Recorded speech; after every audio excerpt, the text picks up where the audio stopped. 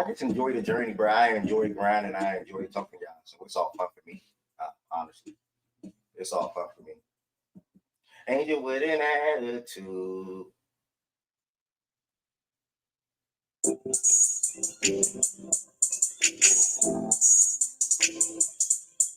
Broadway concert in 4 days, man. Good morning, everybody that's in here. It says, "Welcome to the best show in the world." Welcome to the best show in the world.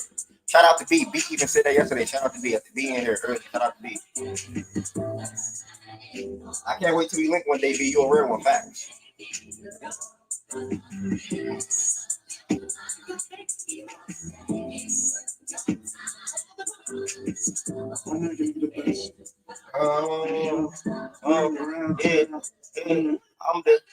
I'm the best. EST. I be in Kentucky getting money like I'm EST. I can land in Memphis, making million like I'm PRE. Baby, I'm that nigga where I'm from. And where you be?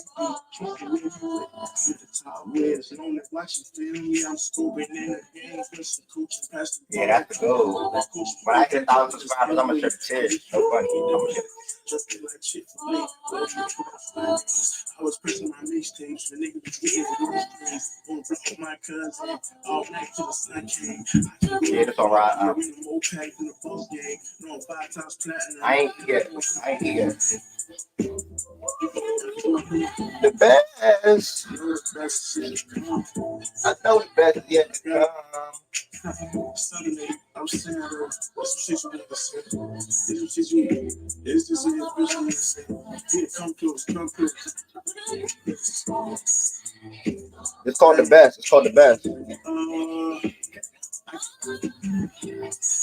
Hey, listen, no shade. I can go to Milwaukee, bro. I'll come with the sound to the best.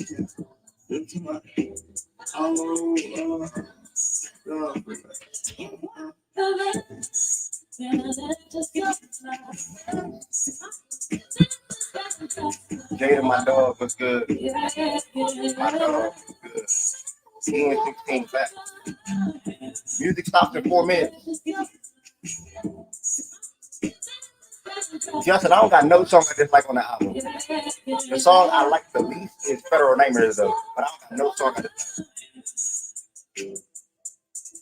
The album is flowing in order right now. Make sure y'all tell a friend about Facts and Stats. We are live. We're on YouTube, baby. Let's go.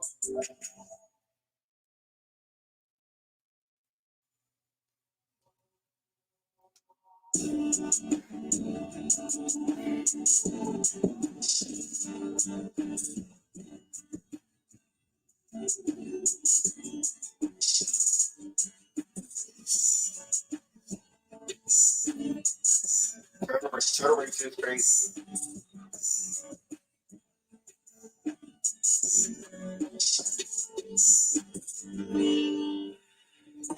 Never will I forget this. Nah, next song. Can't listen to that right now.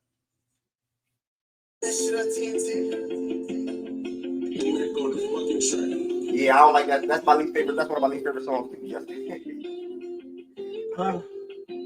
I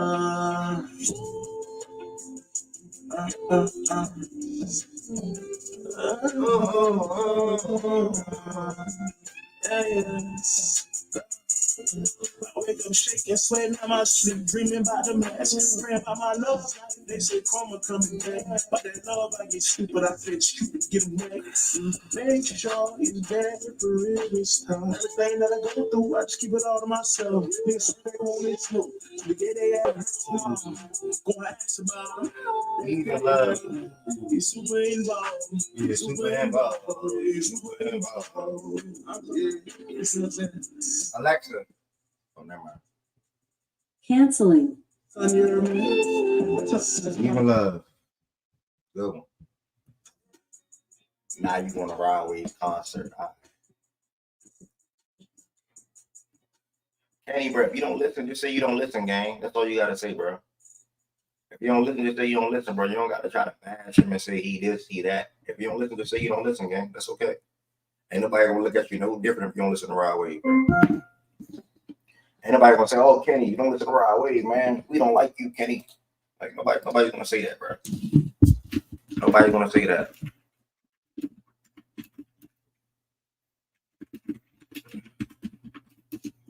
Yeah, D-Mac, you move like a player. So I just dropped it. You move like a player. So I know how you get that. Morning to every single body that's in here. Welcome back to another daily Facts and Stats show, Monday through Friday, 11 a.m. Eastern time. Until Sundays. I need to get a haircut ASAP. I barely keep coming to my mouth. Sundays, 11 a.m. as well. Sunday probably not gonna be a show again. I'm not gonna lie to you. That's the morning after the Raleigh concert and all that. And I'm probably not waking up early to host at 8 a.m. my time. So just start it out there now. But either way, everybody that's in here, man, greatly appreciate it. Thank y'all. Welcome to the best show in the world. I need y'all to do me a couple of favors before we get started. If you are in here, man, make sure y'all like, share, and subscribe. If you already subscribed to the platform, make sure you like the video. That can also help the algorithm out for more people to come in here. If you already like the video and you don't subscribe, thank you. But make sure you hit that subscribe button as well. Chasing 1,000 subscribers, long-term goal with a short-term goal of 600. We are 15 away from 600.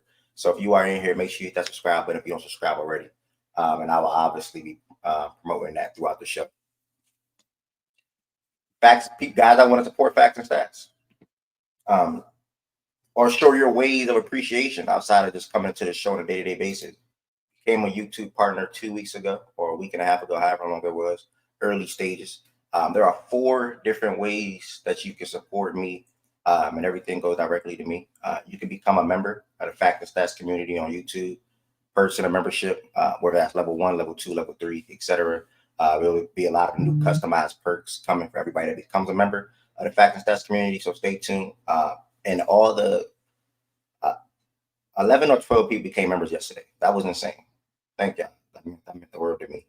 So you can become a member of the Facts and Stats community on YouTube. You must be on a desktop to do so. You also can send super chats, super stickers, and super thanks. I'm pretty sure y'all can see that on the computer. You can send super chats, super stickers, and super thanks. More importantly, though, you get a membership that shows that you rock with me on a month-to-month basis, and you will see the growth. You will see the journey. You will see the process and progress. So thank y'all for everybody who became a member yesterday. One final membership announcement. So I got to go boom, boom, boom. Chan, after the show wasn't even live, Chan still went out of his way to get on his computer and go to Facts and Stats on YouTube and become a member. Shout out to Chan, bro. You're a real one. You're a real one for that. Everybody that signed up yesterday, you was a real one. But Chan is the latest person to sign up. Thank you, brother. That means a lot to me. Greatly appreciate it. I'm going to flash past the website because the website is down. But you guys will know when the website is back up when I add it to the YouTube on the products that I have the ability to do so. Reminder, if you don't follow Facts and Stats on Twitter, Instagram, and TikTok, don't have to be all 3, but at least follow one of the platforms, mainly Twitter, because I let you guys know where the show be live at, whether the show is going to be live on playback that morning or whether it's going to be live on YouTube without playback. Sometimes, whenever I'm live on playback, I'm always live on YouTube too. So keep that in mind. Whenever I'm live on playback, I'm always live on YouTube regardless. YouTube is an everyday thing. So yeah, anybody that's new in here or somebody that maybe replay this video back, probably like, what is playback? Playback is a platform that allows me to host the show on a day-to-day basis, just like YouTube for one. Just like YouTube, you can turn your camera on, just like YouTube. People can come on the stage, which I'll be letting someone up shortly, just like YouTube. So that's what playback is. Also, mainly we watch NBA games, baseball games, and WNBA games together in playback. So keep that in mind. Playback.tv/Facts and Stats. That is another community / platform that you can sign up and join the Facts and Stats room. I think that's it, man. Thank y'all for all the support. Thank y'all for the ones that's in here right now. I feel like today will be a phenomenal Tuesday. One, we got a lot of good football to talk about. Davante Adams getting traded to the Jets. Sort of kind of assumed that was coming, right? Sort of kind of assumed that was coming. After that, we're going to be getting into the Monday Night Football game of the Jets versus Bills.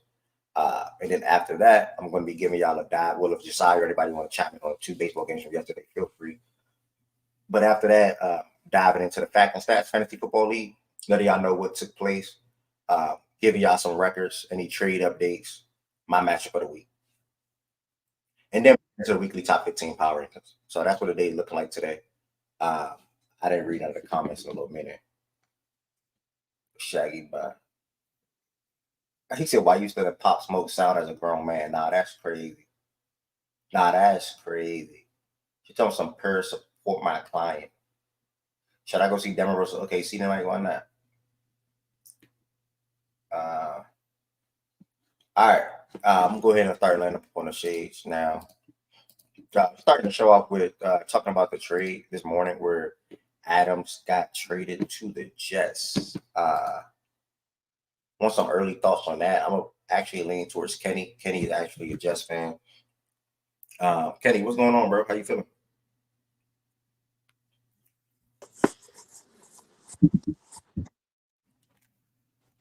You can hear me, right?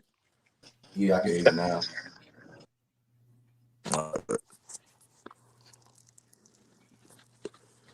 It's my first time being like on the YouTube shit, so I can. You said what, bro?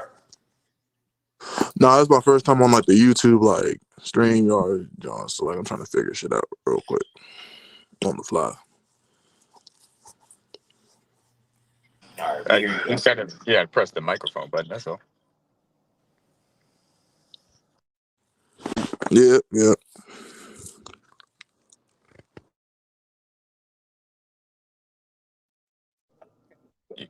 You need a Is break. he gonna give it? Is he gonna give You his need a thoughts? second. Yeah, you need a second. Well, listen. Well, I'll start with me real quick while Kenny's getting situated. Man, me personally, I'm a fan of it. I like it. Even with my team being in the AFC again, I don't view the Jets respectfully as threats. Obviously, like I told you earlier. At least not to us. Yeah, I think I said this earlier. Like if it was a team like the Chiefs, hypothetically the Texans, then I'll have some obviously Texans would not make a move with Davante Adams, but you get where I'm going with it. I'll feel some type of way. Other than that, I don't really know teams that's threats to the Ravens in the AFC, respectfully. I think it's good for football fans, though. I think it's good for Davante Adams fans. I think it's good for Aaron Rodgers fans to see that pairing again this time in New York. I think that's going to be fun. And then they have, in my opinion, a true number 2 option in Garrett Wilson playing alongside Davante Adams as well. And surprisingly, Allen Lazard, who's been better than Mike Williams, who was paid to be the wide receiver 2/3 this year, coming off his injury. But Lazard, Adams, and Wilson should have a good connection on the outside between those 3 guys. Breece Hall actually just had his best game of the season as well, or one of the best games of the season, where he went over 100 yards, which I expected. Bills' rush defense is terrible. Injury and suspensions up front. So, I mean, the Jets offense, it looked a little different last night under the new offensive coordinator or play caller, I want to say. I feel like they were playing at a good pace. I feel like they were doing it was only like a couple of plays I didn't like in that. I think it was the third quarter or end of the second quarter where they did like 2 terrible run calls to Breece Hall, and they ended up playing on that drive, I believe. But other than that, the offense looked different last night. I'm a super fan of Davante Adams pairing up with Garrett Wilson and company in New York. They're 2-4. We'll get to that game in a second, but ultimately for the trade, I like it. I mean, also for the Raiders, they get a 3rd-round pick, which will become a second based on production, which he will be expected to produce in New York. And then also the Raiders don't take on any of the contract at all. So New York is paying that full contract. That matters. That's important. The Raiders are shaping up to go into a rebuild mode. They will have a top 5 pick in the draft. They also will have probably 2 second-round picks. I think they have 8 total picks in total in this draft coming up. So interested to see what they do with that. And yeah, man, they got to start with the quarterback position. So Shador, Cam, Quinn, maybe if you want to say Beck, you can. But one of those guys will be going to Las Vegas for sure. And that's my thoughts on it, man. I love the trade for both teams. And we'll see what the Raiders do next, and we'll see what the Jets do next. News around New York as well. Hassan Reddick and his new agent received permission from the Jets to seek a trade. So that was news about 2 hours ago. And then obviously Davante Adams came about an hour ago. So that's my quick thoughts on it. I'm going to pass it to I'm going to see if Kenny's ready this time. If not, we got Dame up here and I work around. What's up, Kenny? You ready now? You can hear me, right? Yes, sir. All right, switch to my laptop. Do you want to talk about the game or the trade first? The trade first, Brady. All right. So, I mean, it's pretty like desperation move in my opinion. Packboy, good morning. It's definitely a desperation move in my opinion. But I mean, I don't really care. Like coming off of last night, like that being like probably like our worst loss for the season, and making a trade like this, like it definitely just shows that we want to go all in. Because to be honest, it's like probably gonna be our last 2 years of Aaron Rodgers, maybe 3 if we're lucky. Of Aaron Rodgers. So like to be honest, like this is just their way of just going all in. And as far as like schematically, like it just opens up the offense more. Like you slide Garrett Wilson to the slot. Devontae now your wide receiver 1. This obviously opens up the run game. Like the offense, like it really has no type of like aside from I guess the O line, like a weakness and running game. But I mean, we gotta see it when it comes to game time. But I mean, having a QB that knows his wide receiver, knows how he's able to move, especially like in different routes, different slants, different drives. Like it should be good enough to figure out how to work through the offense. And obviously, Hackett isn't calling like the plays now. And I thought the offense wasn't bad. Like last night, it wasn't like bad, but they just got to convert in the red zone. Like 1-4 in the red zone is pretty ass. But yeah, I mean, it should be good. Like it gives us like, I think this probably gives us a chance to make the wild card. Like, but I'm not 100% sure, obviously, because the AFC, I don't know about the AFC East is really down to just a 2-team race. So it's just us and the Bills. And now they have first place, so it makes it even harder. But now, if we can just work Devontae Adams into the system and get him like acclimated quickly, I feel like it's got a limit for us as far as like being able to do something in the AFC East and being able to do something in the playoffs. So that's just my main thing on the Devontae Adams trade You said it's a 2-team race.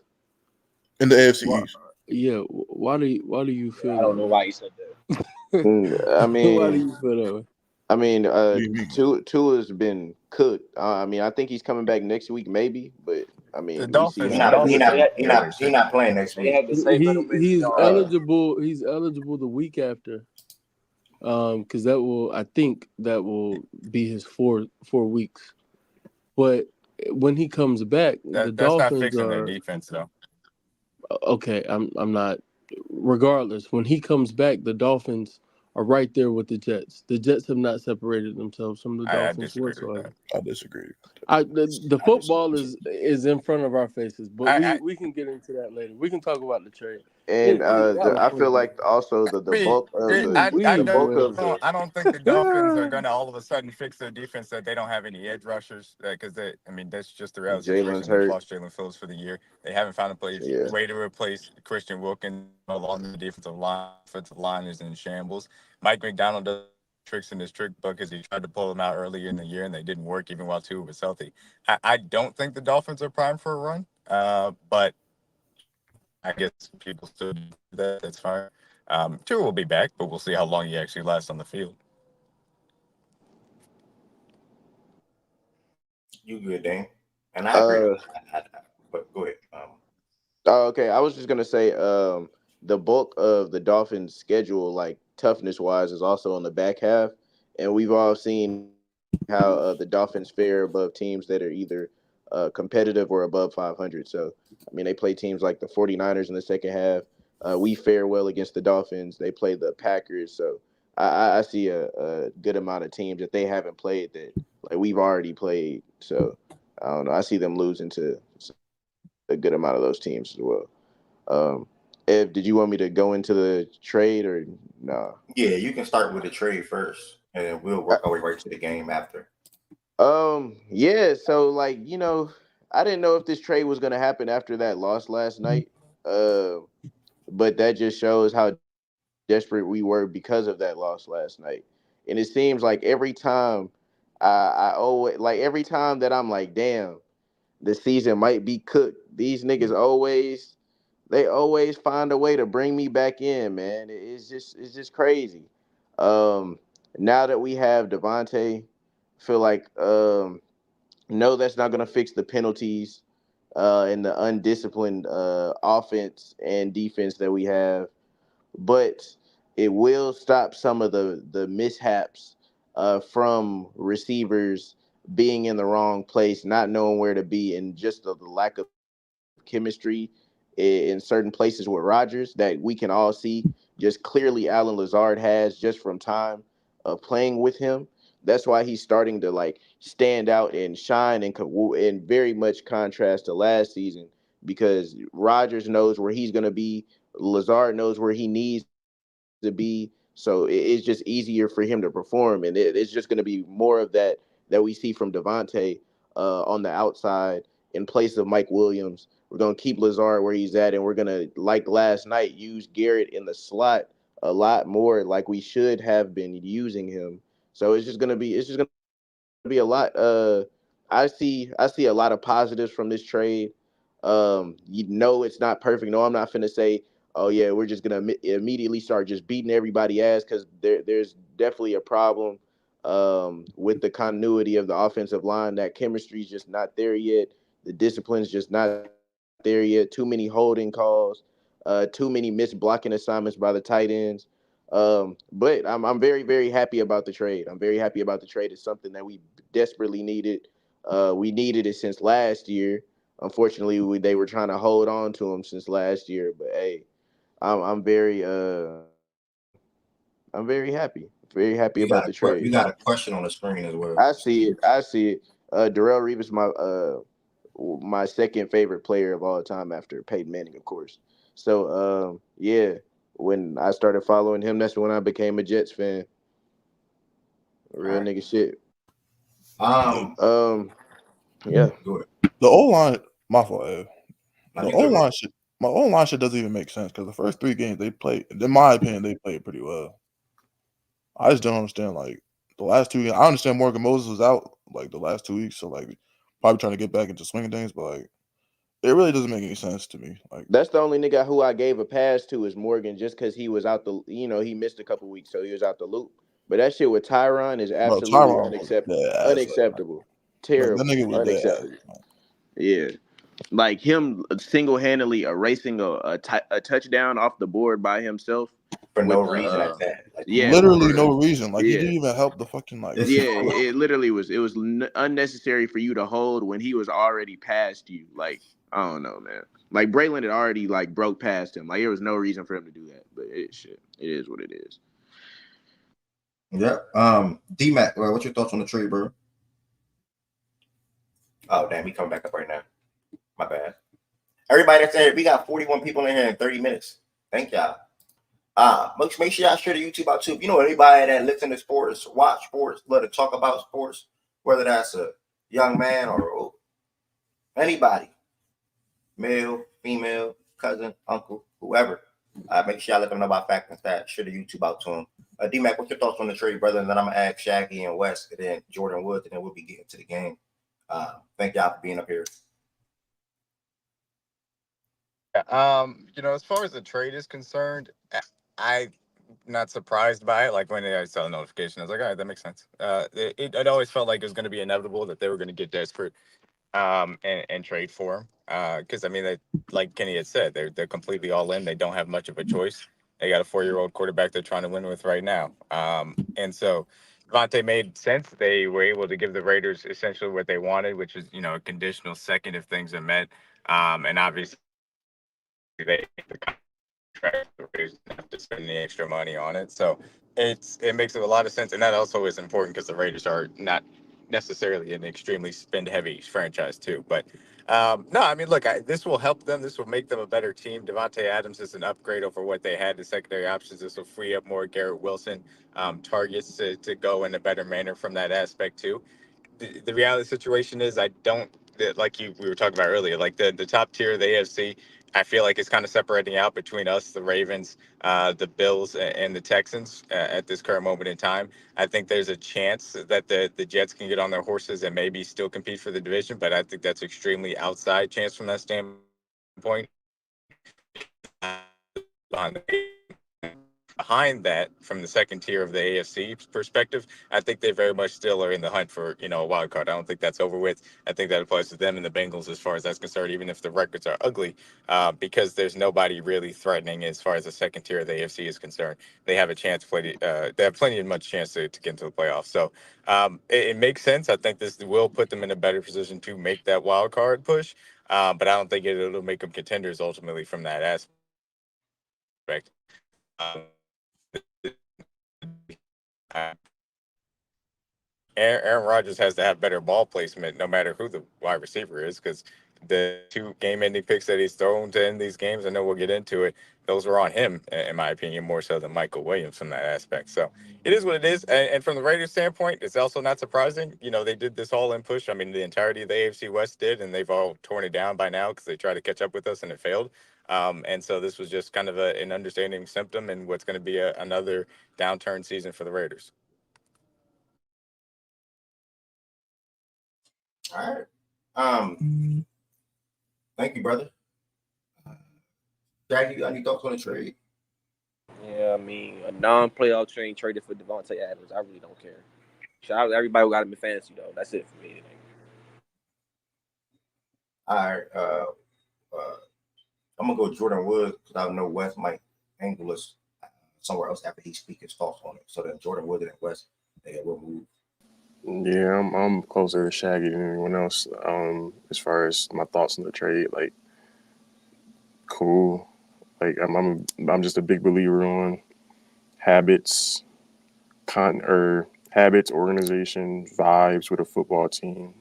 As far as winning a championship, I don't think this solves any of that. There's still going to be a heavily penalized team. Their coach, at the end of the half yesterday, took some ill-advised timeouts. And, I mean, it ended up working out because he threw a Hail Mary. But when he took those timeouts, didn't make sense. So I think they have an inexperienced coach who's going to do some in-game stuff that could cost them here and there. They don't have good vibes. There's no real culture of accountability from the quarterback top down. So I really don't. I don't think you win a championship that way. I can't remember this much upheaval and overhaul and change from a team mid-season and win a championship. You'd have to remind me. And if it happened, you would have to. I'm sure it was a very specific circumstance that doesn't apply to the Jets here. So I don't care all that much in the real life. All right. Somebody asked, do you all think Max is next to be traded? Yeah, I mean, No, you go ahead. Oh, you're in a blender. OJB, he wants to be there, but obviously that doesn't mean much when it comes to the business side of things. I think they're evaluating the situation, be realistic, and realize you can capture more or secure more draft capital to the future or the pathway that they want to go to. So, or go on, I meant to say. So I do think there's a world where Max Crosby can get traded. I do think that he's a guy that a lot of teams can utilize for obvious reasons and target. So I think after you trade a guy like Devontae Adams, you trade ultimately your best player too, in my opinion. So I'm saying best player in Max Crosby. By the way, somebody could have took that what I just said the wrong way. So I think there's a world where they can trade Max Crosby. I know he wants to be in Las Vegas. I know he wants to be a Raider for life. I think the business side of things want to get take a hold of that part, in my opinion. So that's my thoughts on it. I'm at Wes. What's your thoughts on the trade, bro? And then we'll proceed. can you hear me? Oh, Yeah, my we can bad. hear you there. We can hear you now. Sorry, go ahead, Wes. I'll go after you. My bad.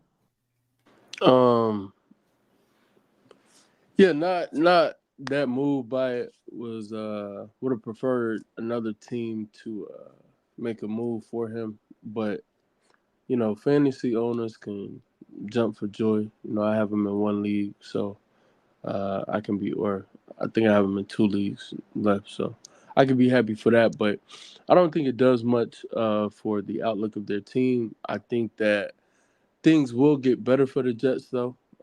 I just want to be clear. I don't think it'll be tied to the trade itself.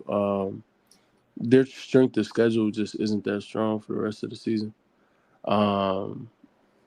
especially once they get past. Like the Steelers, right now, currently, I think they have maybe teams with winning records on their schedule left. I think it's the Bills, the Texans, and the Steelers. Maybe the Colts as well. The Colts are 500.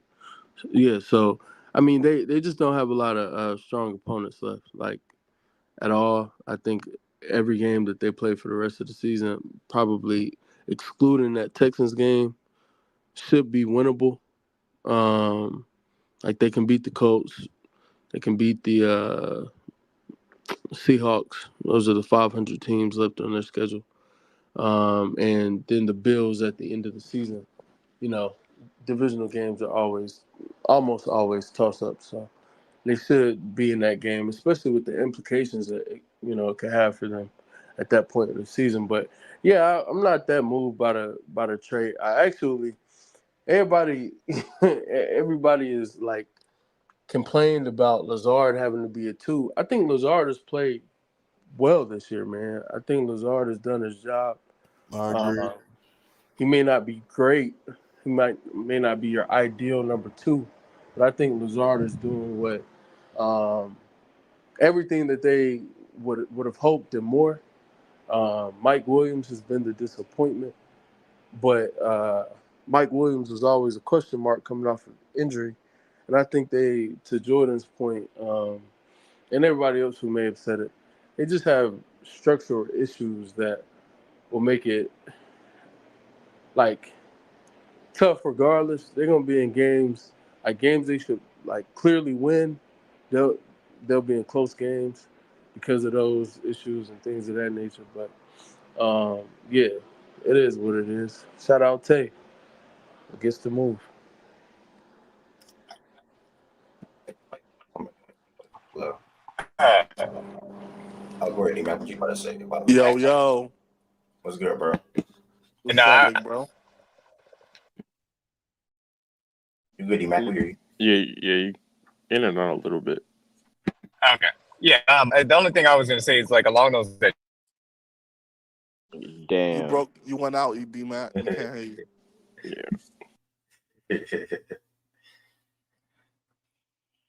Yeah, Well, we go can't ahead. hear you. Somebody pick it up. Like, you know. Lo, do So you have I any? want. What was he about to Yeah, speak go ahead, on? Just Lo. the move? Yeah. Nah, he was going to speak on something else. Oh, my bad. I But meant go to ahead. say, do you have any thoughts on the trade, Lo? My bad. Shit. Shout out to the Jets, man. I ain't gonna lie though, but I mean to the Raiders, to say you won a second and then take a fourth with No, what was it's it? a third. It's a third conditional second. But the conditions for the second not happening, so it's a third. At all. It's a third? Why Wait, what's the it's a Yeah, why it's is a that third. reported as a third, bro. fourth? what's the Well, condition? no, Yeah, I mean he they corrected kind of himself. messed it up to begin with, but yeah, it's a third with the conditions if he's all pro or they make the conference championship game, That which shit ain't either is happening, not bro. going to. At Yeah, so all. it's a third, bro. It's a third round pick. Okay. The main I ain't reason gonna why lie. I the thought it was deal a fourth. got Okay, a third a little bit better. yeah, I the got main a reason third. the deal got done is because we took that contract. At first, people were Yeah, like, "We'll give that's you a the hang pick." up. Yeah, they were like, "We'll give you the pick that you want, but you're gonna have to keep the contract." But we took both, so that's why. Yeah, they moved him. Yeah, they wanted somebody to have to take the contract to get a second, and that's just the reality of the situation. So they were able to eat it from that aspect. But yeah, no, I didn't view them as title contenders coming into the year, and I think they were even worse than I expected coming into or after they played some games as well. And as Jordan said, I mean, it's unprecedented to go through this type of upheaval, but it's unprecedented just to make the playoffs after firing a coach midseason. Let alone try to make a Super Bowl run. So no, I don't think they're anywhere close to title contenders for sure. I definitely agree with those sentiments from Jordan and Wes from that aspect. But I do think that making the playoffs is still within the realm of possibility for them from that aspect. And then the other thing I was going to say is obviously there are other dominoes to fall. I think that this was obviously one of the first things that had to happen. But now, the Hassan Reddick, they said that they opened up a window for him to possibly explore trade. Obviously, that comes with its own stipulations. People are also going to turn their attention to if Max Crosby possibly will be on the market. I think that that's still a long shot and it's going to obviously require a hefty haul if he is to be moved from that aspect. And then the third thing is just the rest of the wide receiver trade market, which obviously the Chiefs will be involved in. But just in general, I think now can possibly have some traction and be moved as we get closer to the deadline. What number you think Amari gonna wear for y'all, D-Mac? No idea, man. I'll be happy to have him though. All right, we got two Jets fans up here. I guess y'all can say whatever y'all can about the game if y'all want, and then we'll work our way and continue working the showdown and around. But Jets fans, man, 23-20, tough loss. Very winnable game. Obviously, two inexcusable missed field goals. But Dame, like, what were your thoughts overall on the game, bro? It's one of those games where it's like it was just a Jets ass game, bro. And if you're a Jets fan or if you somebody who follows the Jets, you just know that was just a Jets game, bro. You have the game in reach the whole game. You keep the game close. Throughout the game, your two second and third best cornerbacks get hurt. And still somehow the defense somehow still keeps it close. And then the offense, you move the ball, you get there, but you don't finish multiple times. You get there, you miss 2 field goals. You get there, you have to settle for a field goal. Like out of the 5 times I think we were in the red zone, we scored once, like a touchdown once. It was only 4 times. It was only 4. It was 4. I thought it was 5. So out of the 4 times we were in the red zone, we scored once. Shit like that's inexcusable. Like you gotta finish. The Bills were extremely efficient in the red zone. They went like 3 for 3. So I mean, yeah, it's just the penalties. Nobody wants to blame refs because the refs were bad on both sides, but the timeliness of the penalties, the repetitiveness of being the most penalized team in the NFL 2 seasons in a row, the undisciplined team is always like it just always shows with us. Yeah, there was questionable calls on both sides. In my opinion, I feel like it was not a lot more, but there was more against us. But yeah, it was just bad overall. Like I can say like that roughing the passer on Aaron Rodgers was kind of ass. I'm not gonna lie, but the roughing the passer on Josh Allen was ass. A lot of those defensive pass interferences were ass. Like there was multiple on DJ Reed that were bullshit. Like it was just a whole bunch. The refs, like if the refs didn't call any flags for the whole fourth quarter, I would have been okay. I would have been fine. Like there's no reason that the whistle blowing should interfere with the flow of the game that bad. It was just like it was hard to watch. Like after any play that happened on either side at one point in the fourth quarter, it was damn near a flag after every play, and I didn't enjoy watching that shit at all. I don't think nobody as a fan of either team or as a fan of football enjoyed watching that game for real, other than like the big plays. Brees showed flashes, wish he would have scored on that one play where he tried to run the sideline. That's the difference in the game. Yeah, it is. I wish he could have scored on that one play. He didn't, but there's still no excuse with us being within the 8 and us not scoring. The offense looked different. I liked how the offense looked. I liked how we used Garrett. Garrett's been used properly the last 2 weeks. I ain't like that hospital ball that he Rodgers tried to throw to Garrett. That was not okay. But outside of a couple of things, the truth with that throw. The truth with that throw, I'm not mad at the throw. Reality situation, not a reality situation. He threw the throw a second or two late. He's supposed to throw the throw immediately when Wilson after he hit the break. Yeah, as soon as he did that move, he would make that throw. He waited a little bit. Regardless, he still got to catch the ball. So. I mean, he tried. I think he should have. That's a hard ass catch. He got hit high and low. Like he was very inbound to catch that. He did. Catch the ball. This the NFL. You're going to get hit. Catch the ball. No. It would have been different if it was just one nigga who hit him. He got hit high and low, bro. Not many niggas are making that catch. I'm not gonna lie. But yeah, the run game. See, like the stat wise, when you look at the run game, it looked cool. But that's because we had some chunk plays. But there was a lot of times running the ball where the Bills were fucking us up and getting us in the backfield. Like it was a lot of times where like the run blocking wasn't as tight or as good as I wanted it to be. But outside of that, like the defense did what it could to stop Josh Allen with the people that we had. So the offense just got to do better and execute better. But that's pretty much it. I mean, shit, shot ourselves in the foot, missed field goals. They missed some kicks as well. But shit, just that's where I was gonna go with it, bro. Yeah, I was gonna say just because.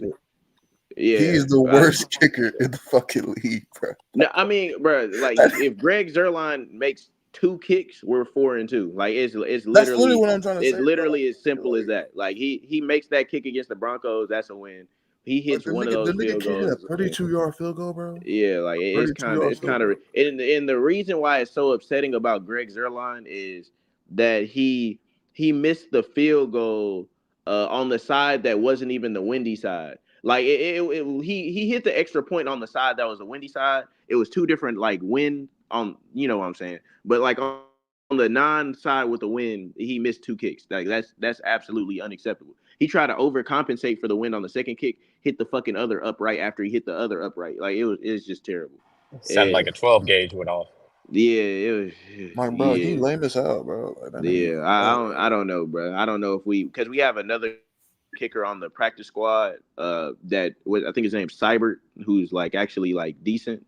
So if that's the case, that we're just gonna keep losing games because you, bro, you have one job, then you gotta go.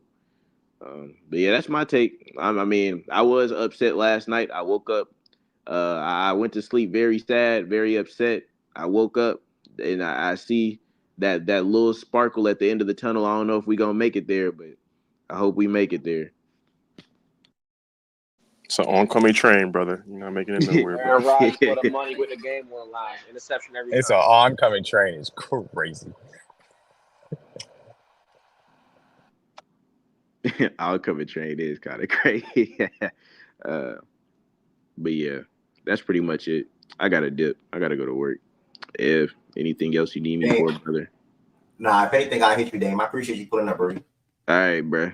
Y'all be easy. Kenny, go ahead, Kenny. Or Dame D-Mac, either or. I don't know. I think it's just undisciplined. Like, but I think it was like 110 yards of penalty, bro. Like, that shit just crazy to me. Like, some of them were some bullshit. Like the pass interference call when the ball, I forget who, like when the ball was like literally uncatchable, bro. Like, that's just stupid. Like, that shit was going like literally out of bounds, like 15 yards out of bounds. But there's stuff like that. Like, obviously the refereeing was terrible last night, but I mean, just undisciplined. Like, Breeze definitely should have scored that. Like, even though I could see why he couldn't, but at the same time, like, No, you don't. No, you Why are you gonna see that? he had to score though. He had to score that though. He had to Just score cut back earlier. You good? But like, nah. Braylon Allen TD that was called back. Like, obviously, undisciplined is there. Like, Tyron Smith didn't have to block like that. He didn't have to fucking. That was pretty bad. Like, that was just dead stupid. And that was in the red zone too. Like, that was just dead stupid. And then and for me, like I said before, like for me, it's the fucking kicker, bro. Like, if the offense like is gifting you 32 yards for a field goal, you can't catch that. Like what are you on the team for? Like, it doesn't make sense. I understand. I don't know what the Bills kicker name is, but I understand he missed like a 20-something yarder, but like at the same time, bro, like he still ended up kicking like I believe another 30 yarder to win the game for him, like, or a 25 yarder to win the game for him. Like, if you can't do that, like, you can't be on the team. Like, nobody, like, if you can't hit a 32-yard field goal, like, you can't be on the team. I think he missed like a 42-yarder too, but I'll give him like some leeway for that. But still, if those are like game deciding plays or game deciding like field goals, and you cannot like cash in on those. It's just stupid. And obviously, like, I don't know. It's like Dame said, it was kind of just like a Jets game. Like, it's literally a Jets game in a vacuum. It's literally just a Jets game. Only problem I have with that is just like you're right on the kicker, but at the same time, it would be like bailing out the offense for being like mid in the red zone. Like, you didn't bring in Aaron Rodgers to be like, I think y'all are like 18th or 19th, 20 or something in the red zone. You didn't bring him in to be that bad in the red zone, to be that mid in the red zone. So it would just be masking like something that would come back to bite you down the line anyway, in my opinion, if you make them kicks. It's just your record would look nice, but it would just be masking issues. I understand that, but like, I don't know. It's just I'm not gonna call him Rodgers. I think they all Rodgers have jobs to do. No, that's what I'm saying. No, that's what I'm saying. Like, that exists. That both can exist at the same time. The kicker has a job to do, and so he should do it. Sometimes you got to bail your teammates out, but it would be a bailout, and they would still have issues that they would have to address in the red zone. Yeah, but I don't think it's necessarily a bailout to expect you to make kicks you're supposed to. And you're absolutely right that it is that their red zone offense has been putrid in a lot of respects for sure. But I mean, kid got to do his job. Yeah, no, he still got to go, but he got to go, and they got to address that. Their biggest issue is that O line. I'm sorry. I think Adams helps. I think the play calling was a little better. I think Brees was a little bit better. Obviously, there were like weird things, right? The missed kicks is an issue. I think that was one of the strangest officiating games that I've ever seen. But like that O line is just is an issue, and they'll have Wilson and they'll have Devontae, which would be great. They'll probably get closer, not full single coverage, but closer to that. But man, Aaron Rodgers is getting killed back there. I'm talking about like not even from just blitzes. So I think that's the biggest issue. I mean, to me, I saw some reason for hope for the Jets. It was just like, man, so much stuff that could have went wrong outside of the Hail Mary, the penalties, especially at the end of that first half. I'm not saying they did it intentionally, but it seems like the refs were kind of helping the Bills. A lot of stop plays at weird moments, and then like stopping the play and then just deciding to run it at the same time, which is how they got the 12 men on the field. It was a lot of things that were pretty weird, but I think like the only reason I can't be optimistic on them, to me, is the O-line. They're not missing a lot of guys. They cannot block as a cohesive unit. I think that's hurt the run game a little bit. I think some of Brees's bad running has been on him. But I think that like overall, man, like if they have Adams running routes, if they have Wilson running routes, like who's blocking? Like what's going on there? The defense to me should be better. Even though I think they have some tackling issues. It's the O-line. Like there's no magical cure for the that. defense right? can't tackle with two hands. That's yeah. Their tackling is just they really can't tackle with two hands for some, especially from guys who actually used to be able to tackle. Kind of weird. But if that O-line is not improved, I think that team has no hope. Period. Because I don't think Aaron's going to make it through 17 games like that. Who else in the league is getting hit that goddamn hard? He is getting fucking crushed back there. Deshaun Watson. It's the issue. I think Deshaun's getting hit more. I think Aaron Rodgers hits are like fucking. That's because he keeps holding on to the fucking ball for too long. Well, most of the hits are coming from the backside. Here he go. Every chance he gets. Hey, let's stick on this game, man. I'm with you, J-Dub. I think the O-line could definitely improve. So yeah, that's something they need to address. And I think more than anything, I think it's really the penalties. I think granted, like Rodgers is old, so you don't want him to get hit. Like he's taking some really, really hard hits. But I think if they clean up the penalties, I think we look at their line a little differently, like just slightly, because they're not killing drives. The biggest thing that over the years I've come to just despise more than anything else for teams is undisciplined teams, bro. Like you got to be disciplined. You can't kill drives. And the thing that separates, good teams from great teams and bad teams from okay teams is truly, like, a lot of times it's that simple. And the common theme with the Jets, they just can't get out their own way because they stay. I mean, like, even like I rock with Kinlaw. What the heck was he doing last night, bro? Like, he had that one drive where he was determined to fuck up everything positive that they had going for them. And it's selfish acts like that. It's penalties on the O-line, things of that nature where it's just like, you got to clean that up. I think that's the biggest, like my biggest thing, because, those are things you can truly, truly, truly control. Penalties are things that you truly control. Like scheme has nothing, or I won't say has nothing, offensive line, a bad scheme can get you out of position. Bad blocking concept can get you out of position and force you to, commit a penalty to just save your quarterback's life. But aside from that, those are pretty self-controlled. Even like low key on the defense, like even on that last first down, everybody knew Josh Allen was running that shit to that side. Michael Clemens was the only one that didn't know that he was going as he bit on the fake and didn't fucking bro. That shit is so. That's the great play by Josh Allen. But I don't want to Okay, blame. but everybody That's looked not. at it and It's not. saw that he was going that way. I mean, yeah, No, yes, it's not. the defensive That's Twitter the rhetoric. defensive Bro, end he takes a was. step down, but it's difficult. You're supposed to cover the It's backside on that play if you're the defensive end to make sure you don't have a cutback lane, and Josh Allen's legs presents an extra body that you Yeah, have to account for, but it's he impossible to do in that situation. he also froze him, by the way, too. He froze him when he I was ain't looking even gonna right lie into though, the Ed. midfield as if I he ain't was gonna going to lie throw the though. ball, bro. That's what really caught I him. ain't gonna That's lie not though. an He easy play to definitely make got against an athletic froze. quarterback, bro. He definitely got froze. But even if he didn't get froze, he wasn't making that tackle. Josh Allen was Yeah, never making that exactly. tackle, That's bro. not an Yeah, easy. He was not that's the making thing. that It's tackle. just a difficult One-on-one situation. with Josh Allen, he's not making that tackle, bro. Not happening. I agree with the offensive line being undisciplined, certainly from that standpoint. I think that the strength of the offense again looked better. They were able to establish, and I think the success rate would probably show that it wasn't as consistent as you would want, and it was a little bit fueled by those chunk plays. But I thought the structure was better. And the reality situation is this is a situation. This is a system that is built on Aaron Rodgers being back there, being able to survey and take advantage of matchups. Right now, you know, Lazard has played fairly well, I'd say, honestly. Mike Williams hasn't provided enough, I guess, to which they really wanted to have. They haven't really used Corley or anything from that standpoint. And we know Garrett Wilson has been fine, but not necessarily true number one wide receiver level. So the reality situation is if they keep the same level of being able to run the ball and then add in Devontae Adams, that presents more of those one-on-one situations, which means Aaron Rodgers gets the ball out of his hands quicker.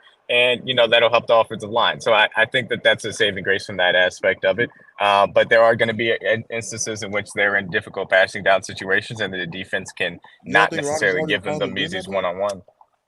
Yeah, I mean, but it's different when you can take I advantage feel of like he's been letting it. I think he's been letting the ball go pretty quick, like as far as like. Yeah, no, but he's always going to try and get the ball out of his hands. But at the end of the day, when somebody's not open, somebody's not open. So when Devontae Adams is there, that means that there's a better chance that somebody is going to be open. Is pretty much what I'm getting at from that aspect. So that'll help the offensive line. He won't have to hold it all the time, but there are still going to be situations in which they're in difficult down and distances, and he's going to take some hits because that offensive line isn't stellar.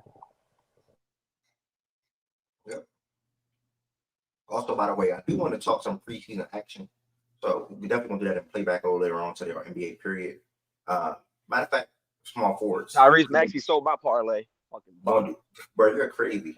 There's no way you bet on preseason. What are you talking about? No Joel Embiid. I bet on preseason yesterday. Get me 20. God bless. Couldn't nobody tell me the Grizzlies? Y'all deserve Can to lose y'all nobody money. bro, the Grizzlies preseason is all about knowing rosters. The Grizzlies 10-man, even if Ja Morant is not playing or Jordan's not playing, is better than the fucking Pacers who weren't playing Halliburton or Siakam. So you damn right on to bet on the Grizzlies. And I bet on the Nets to beat the Wizards for sure. The Wizards suck in preseason. The Wizards will be one of the worst teams we ever seen this year, bro. So yes, I bet on the Grizzlies and the Wizards money line. I mean Nets money line. Shot, bro. For sure. God bless. God bless. How about join? I'm in college to be a sports analyst. I like that Glockstar. I'm funny, Glockstar. Glockstar, do me a favor, bro. Join the YouTube right now. This is the pimp mess right now. Join the YouTube. Come on the stage, bro. I want to hear how you talk the game, bro. Yeah, but yeah, man. Betting on points and shit like that, that's ridiculous. Now, sometimes I will bet. What do you mean? How?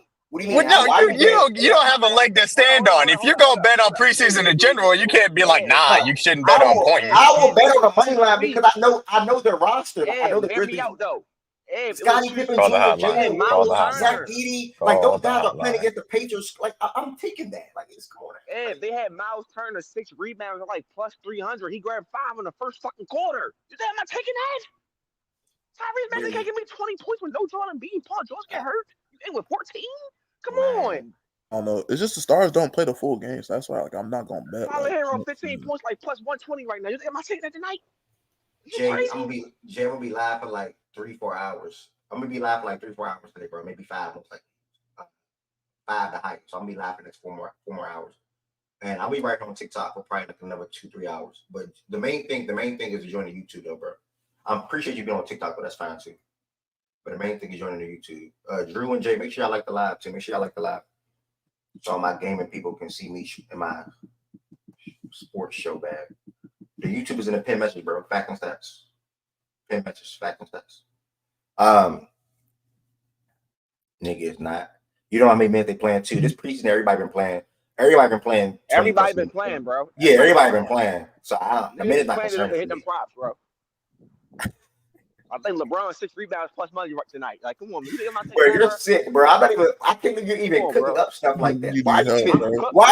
Listen, cooking up stuff like that? Why are you listen, even if looking y'all at that? want some Like, sweet money for the prop Be tonight, more. go Why you get can't the guard nobody Utah though? Jazz players, Keontae George, Collins Call the Sexton, hotline. Trey Henderson. Call the And listen, hotline. I'm telling y'all, man, Taylor Call Henderson the coming. hotline. Go ahead, man. Sweet props. These props right now is sweet. Ask BJ, these props is sweet right now.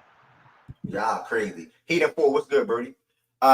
Anybody else was talking about? My bad. I know I was commenting to people on TikTok. Anybody else was talking about the game from last night though? I can't say something about mid preseason and small forwards. Reality situation. The NBA season starts in October 22nd. My birthday exactly. So I am going to get small forwards in today, power forwards tomorrow, centers Thursday. Because I do not want to do a list on Friday. So keep that in mind. Tuesday is my birthday. Do we have a Monday Night Football game that really means something next week? Anybody know who play next week Monday Night Football?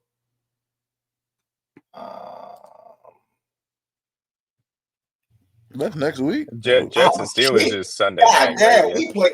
I get to go into my birthday with a dub. Hold on. I get to go to my birthday with a dub. Hold on. Ravens, do me a solid. Ravens, do me a solid. Okay, so we might have it's probably gonna be a show tomorrow. On Tuesday, next week Tuesday. I was just gonna jump right into the power rank of my birthday and then just go have a day. But I'm probably gonna recap that Ravens and We Bucks play game. Sunday night. What the? And then the power rankings and then ooh. They love putting y'all in prime time, Kenny. Yeah, Oh, it was crazy because we played Sunday night, then we played that Thursday that same week. Appreciate the rules, Birdie. Appreciate the rules, Birdie. Make sure y'all like the live for me if you in here. Send your TikTok in. It's my personal TikTok, the Edward Jr. joint. TikTok is Edward Jr. I'm live on TikTok right now. TikTok is Edward Jr. I will continue to be live on TikTok on a day-to-day basis going forward. I know I typically was gaming on TikTok, but now I'm trying to shift it to showing the show too as well with gaming. Stop smiling so hard. Nigga can't be happy. That shit is sick. I think that was it for the Jets and the Buffalo Bills, man. Bills off to a 4-2 start. So shout out to them. Keon Coleman. The Jets are gonna get Russell Wilson Sunday Night Football. Oh, next week. Whoa, why you say Russell Wilson? They're changing the quarterback. Are you serious? Huh? Yeah, I had a feeling. What? It's so stupid. It's so Bro, stupid. how you start the season off 4-2? What? Playing So exceptionally stupid. well and get benched. It's so stupid. This is so stupid. I had a feeling, D-Mac, when What? Russ wasn't like reacting, I Making said, no noise. Making no noise about it. Yeah. Yeah, I was like, he's starting. he was probably promised to start when he went there. Yep. That's exactly what it is, bro. That's exactly what it is. This is idiotic. It is. But God bless him. Bro, That's how do dumb you as do shit, that, bro? That's How do you bad. get? Well, Justin Fields been playing good football. It was always gonna happen. Yes. It was gonna happen. It's dumb.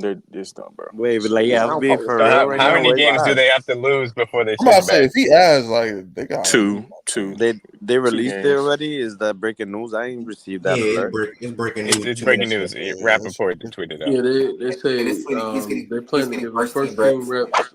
Most likely to start this week. Nah, that's horrible, bro. I hate that move for Mike Tomlin going for this? Okay. Wow. He one of the ones behind it. Mike Tomlin trying to keep his word. He promised them. Also rumored the Jets were looking to trade him Mike Williams now, so that's throwing it out there for anybody. Not like maybe the Chiefs, D-Mac, Chiefs. Hey, D-Mac. That's what I'm saying. D-Mac. Mike Williams, Juju Smith. Absolutely not. He's an fifth round, X sixth wide round pick. receiver. We don't use X wide receivers, so I'm good. Did you say a second round pick? Can you smoke? No, a fifth or sixth round pick. I mean, it's gonna be like a conditional sixth or a conditional seventh, man. Fuck out of here. There's no leverage here. He can get that practice squad salary, bro. It's over for him. It's wraps. All right. Hey, I spoke on that trade for the Devontae. Yeah, When Devontae got traded, we hadn't heard, Joe. Oh, I think this is a good move. I think it's a good move because bringing a veteran wide receiver might bring some energy and finally some discipline to this team that these goofies is lacking. Maybe they'll go around him and Goofy. try to like basically revolt because he's trying to bring a championship, and Aaron Rodgers and him have some familiarity. Even though it's been a couple of years and Rodgers is washed at this point, let's call it how it is. Nobody really was like, I don't know. A lot of people are not really speaking on it, but you saw the regression before he got traded, and then last year we didn't see because the fucking first 3 plays, bro, broke his Achilles. But yeah, right now I think that this trade still puts them in the position to still be looking as a wild card spot team. Even so, maybe depending how the division plays out, even though Josh Allen is playing superhuman football, the team keeps on depleting some sorts. Like either there's somebody getting hurt or in and out. So it's just the Bills. Can Josh Allen, can the Bills offense keep producing and getting the stops defensively that they can, which they have been doing, that leads them to the record of 4-2. But it's just like a long season ahead, and I think this is the jump start that the Jets needed. Watching the game yesterday, I kind of saw that they looked different on offense, which was the first time in a long time that I've seen the Jets look different on offense. And Garrett Wilson, honestly, is going to look, I think, pretty good alongside with Devontae. I think this is going to free him up some more fantasy selfish purposes as well. Hopefully for me, he gets up and stuff like that. But the last like 2-3 weeks, I feel like he's been aggressive, dominant, asking for the ball, even though yesterday bro got killed. But overall, I think the Jets are still in play because of this trade. So we'll see if if Devontae's brings a culture change into the organization right now. It won't. Everything else I hear you on. I feel like it is not. It might so because of the fact that Aaron sees this. He realizes. I think he should realize at this point that what he's doing right now, it's not it. And he probably has to look at himself, even though he You knows know it, who Aaron but Rodgers is, bro? he has a Devontae Adams with him. I think Devontae is one of the only people in this world that'll be able to kind of tell the Aaron Rodgers, "Yo, bro, tone up. We here to get right." I think he's one of those receivers. He's one of those people that could get. If it's not nobody, Aaron is one of those. Aaron and Devontae. Devontae is one of those people to get to Aaron because of the familiarity and success that they had. Nigga, huh? This is very simple. Jordan Wilson was good. It's a good trade if they win, if they're winning, right? Like that's simple. Like I think that Yeah, for sure. if they don't turn it around, I think this actually hurts the locker room more because now you completely have a faction in the locker room, and you'll have like even more defiance. But I think this does make Aaron a little bit more comfortable, right? You can tell he's a guy who bases his comfort on his wide receivers heavily. I think this does open things up for Wilson. He's been getting a lot of coverage, and he's also been reduced to running mostly shorter routes, right? He gets a long pass here and there. I think this helps diversify his route tree, something he's been taking issue with. It's going to be harder to double team anybody. Theoretically, this opens up more running lanes because they can't stack boxes, even though I don't think they've been stacking boxes that bad. But I also think that some of the running issues have been because of the O-line, and respectfully, until like yesterday, some of the runs Brees just wasn't doing, right? I think with that defense not playing up to par like we would expect them to do, I think this does help with the passing game. But ultimately, it comes down, can they protect, right? Because like to get Devontae the ball, Devontae isn't really, unless he's doing like a really, really quick slant or whatever, he still takes a little time to get open. If that O-line doesn't block for Aaron Rodgers, none of it really matters. But I do think it helps. To be honest with you, I think this probably means more for fantasy than real life. But, at this point, it's no excuses, man. We got you what you wanted. You know what I mean? Your first coach didn't work out. You got 2 wide receivers you have a lot of comfort with. So you got to go out there and do it. I disagree that Aaron Rodgers is washed. I think he's definitely declining, and he's definitely declined. But I wouldn't say he's washed. You got to go out there and make it work now. So I'm interested to see how it is. Again, they had things that didn't bounce right yesterday. I don't think they were terrible. I don't think they were terrible at all. So they got to hope for better luck. They got to hope that he stays up. But as far as the whole culture thing, I don't think anything happens with the culture. I don't think Devontae came to Vegas and just created a culture in the locker room. I don't think that's who he is, right? I think he's a good leader for the actual wide receivers. I don't think he's a culture changer. So, Aaron's going to be Aaron. Nobody can rein in Aaron. Aaron's going to do what he does. The only thing that helps Aaron is actually winning, period. Well said, J-Dub. Yeah, appreciate that. Even West just said thank you. Yeah, in a private little jump right there. Yeah, man. Well said, bro. I like when you grab a mic. Jordan Wilson, same to you, man. Power Rangers coming up, and hopefully you grab a mic. Loving the stage so far with these. Can I respond to that real quick? Oh, feel free, bro. I feel like, to the sense of me saying Wash, to his standard, he's not the quarterback that we all saw at one point and was that 4-time MVP. But yeah, he's still obviously a serviceable and more than serviceable quarterback. In terms of the culture change, I feel like at this point you have to look at the trajectory of where they're at in their careers and how the misrelationship of him leaving and Rodgers being by himself, going through an injury, and him being 40 years old counts into a tale what's to come and what they should look at the situation and opportunity that was given to them by going all in by the organization and by obviously themselves, that they were whispers before the coach got fired. Essentially the coach being fired as well, I think, let's call it how it is, this football team is not playing to complement each other, from the special teams to the defense to the offense. Sometimes the defense builds off the offense, and sometimes the offense builds off the defense, or sometimes the defense doesn't build off neither. They're not playing to pretty much play all around and discipline. You're not going to get penalties, especially how yesterday's game played out, if you're not a disciplined team, given they showed that on national television. So at the end of the day, I feel like if these mistakes and these cleanups where these 4 plays are washed away and we stop doing these jet football, how I heard Damian said, like, yeah, this is jet football, and Aaron came to stop that jet football shit. And now Devontae's here to help stop that jet shit. And that's why I feel like maybe there's going to be an energy shift towards the rest of the season going along this trade. Yeah, I can have y'all a little back and forth if you got something to say back there. I mean, no, that's cool. I mean, listen, this is not a provable thing, right? This is his opinion, and I have my opinion. I love Devontae. I just don't personally think he is that actual like kind of culture guy, right? He just came from a team where the culture was fucked up last year, and the culture is fucked up again now, right? So like, I don't think that he actually changes the per se culture. I think he is a leader for his position. He is a leader as far as like showing what to do in practice sometimes. I don't think he is a culture changer. And I think that Aaron Rodgers' ego and personality is too big at this point. Nothing is changing there, right? So you have the old guard, the people who were there with the Jets before Aaron got there.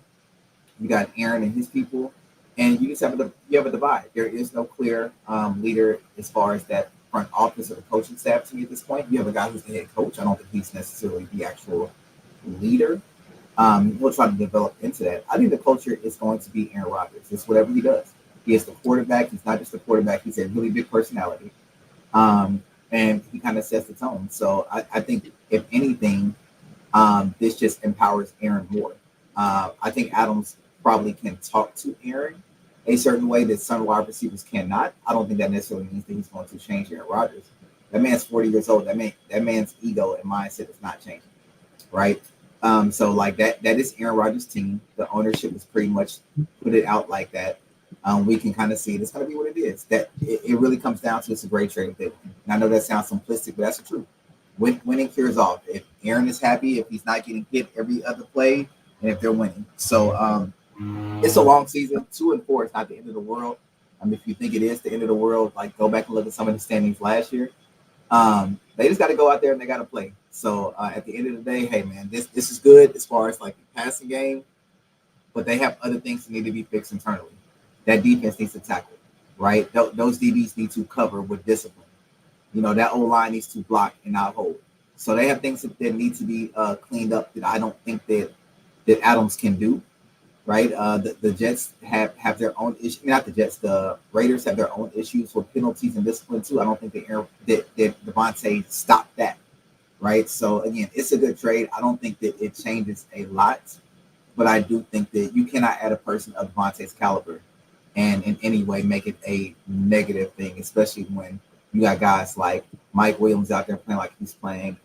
Lazard has actually been pretty good in comparison. He also drops the ball quite a bit.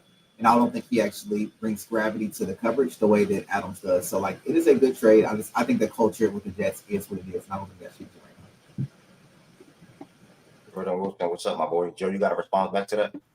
What's up? Yeah, I was gonna say just like you gotta like recall like the situation that Devontae was presented when he went to the Raiders. I mean, the organization, they did something to him that he didn't expect, which was trade away the guy that he wanted to go play with.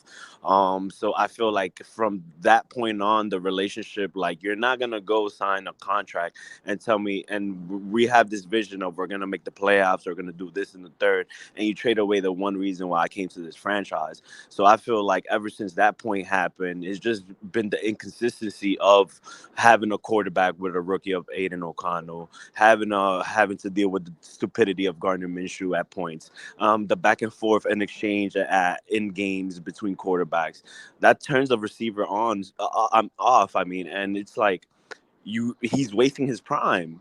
He's wasting his prime, and is like I don't think he was at the point to be there and say like play with the guys he went for, because ultimately the first guy that he went for was traded away. I think like people get lost in that conception of, oh, he's not a person that is vocal and stuff. Like him and Aaron had success even though they lost to my Niners.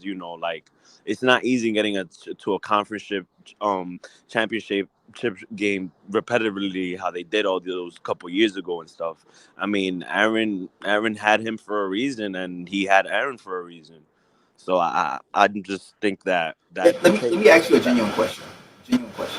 What wide receivers come to teams to change culture? It's not about changing. It's about the Via trade, you mean? Wait, ask that question again. There's a really loud background. Wait, ask that question again. What I asked you? He said what wide receivers come to teams and I guess change the reason culture. I'm asking this is wide receivers, especially like star wide receivers, tend to be some of the most temperamental players on the actual teams, right? They tend to be like the biggest divas.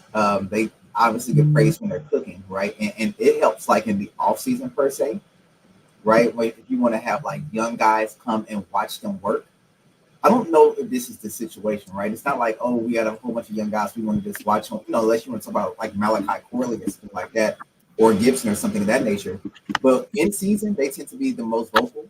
A lot of times they tend to be the most passive aggressive people. I don't think they just come in and just necessarily change. Yeah, this wasn't.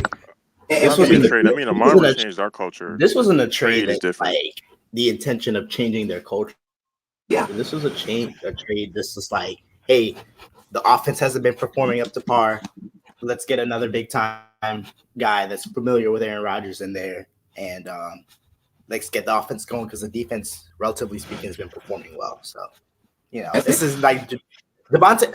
The defense, yeah. I mean, isn't this? I think the 23 points last night was like the highest they gave up in a game. I'm not like it hasn't been amazing, but I think relatively speaking, the defense has been good. No, call it what this is a trade for Aaron Rodgers.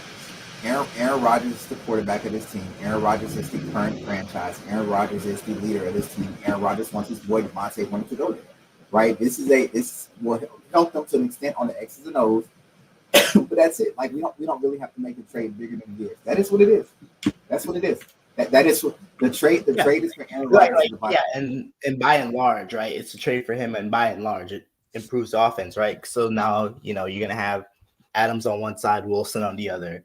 So that's, now everybody to me is going to kind of be slotted to where in a position where, okay, a guy like Lazard is not your second best receiver anymore. Now you go to, wide receiver 3, right?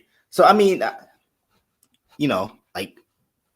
probably Breece might even open up some running lanes for Breece Hall now, right? Now that you have both of them on the field. I mean, to me, it's just going to benefit the entire offense. Obviously, Aaron, right, is the biggest beneficiary because he's the quarterback and that's the guy he's familiar with. But it should pay pretty huge dividends for them, though. It should for the passing game. Again, I think to me, I like this for Garrett Wilson the most, and I know people are going to go the opposite way. Putting your number 2 on Garrett Wilson and giving him single coverage where he doesn't have to run these same little short routes. Yeah, that opens things up. Breece, again, I will say they blitz a lot. They bring a lot of guys off the edge against the Jets, which has kind of hurt Brees because they like to bounce them to the outside some. I don't know if that changes just because they had Devontae. I think as long as teams under the offensive line can't block and Aaron Rodgers likes to kind of sit in that pocket, they're going to keep on doing that. But like, yeah, the safeties are going to have to like change. Like, there have been a lot of safeties who have been like playing in the box. That changes a little bit. But at the end of the day, man, Aaron Rodgers got to play better. The O-line got to block better, and the defense got to actually live up to their own expectations. They got to learn how to tackle, man. They were out there tackling like, sorry, Ari. They were out there tackling like the fucking Saints DBs yesterday. Go out there and fucking tackle.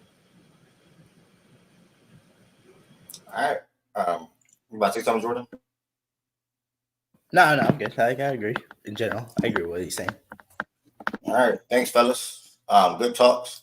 I don't think anybody had to say anything about the baseball game yesterday, so I'm not going to stay on that too long. I'm just going to flash the scores real quick for myself and look at the series. I think the Mets. We watching. Nigga, the biggest Yankee fan in here is on stage. What are you talking about? Nobody has Respect this. Dodgers gonna bounce back. But what? yeah. I'm seeing a lot of tweets about Judge though in his postseason. Like, no funny highlights. I'm not trying to be funny. Yeah, I've tweeted about it. He's not playing well. I don't know if it's a cold weather thing, because he started the season slow as well. Now he was coming off injury, so that could have played into him not playing well to start the season. But at the beginning of the season, it's cold. At the end of the season, it's cold.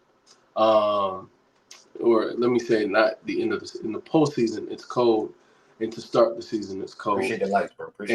Maybe that's what it's tied to. Who knows? But he's not playing well whatsoever.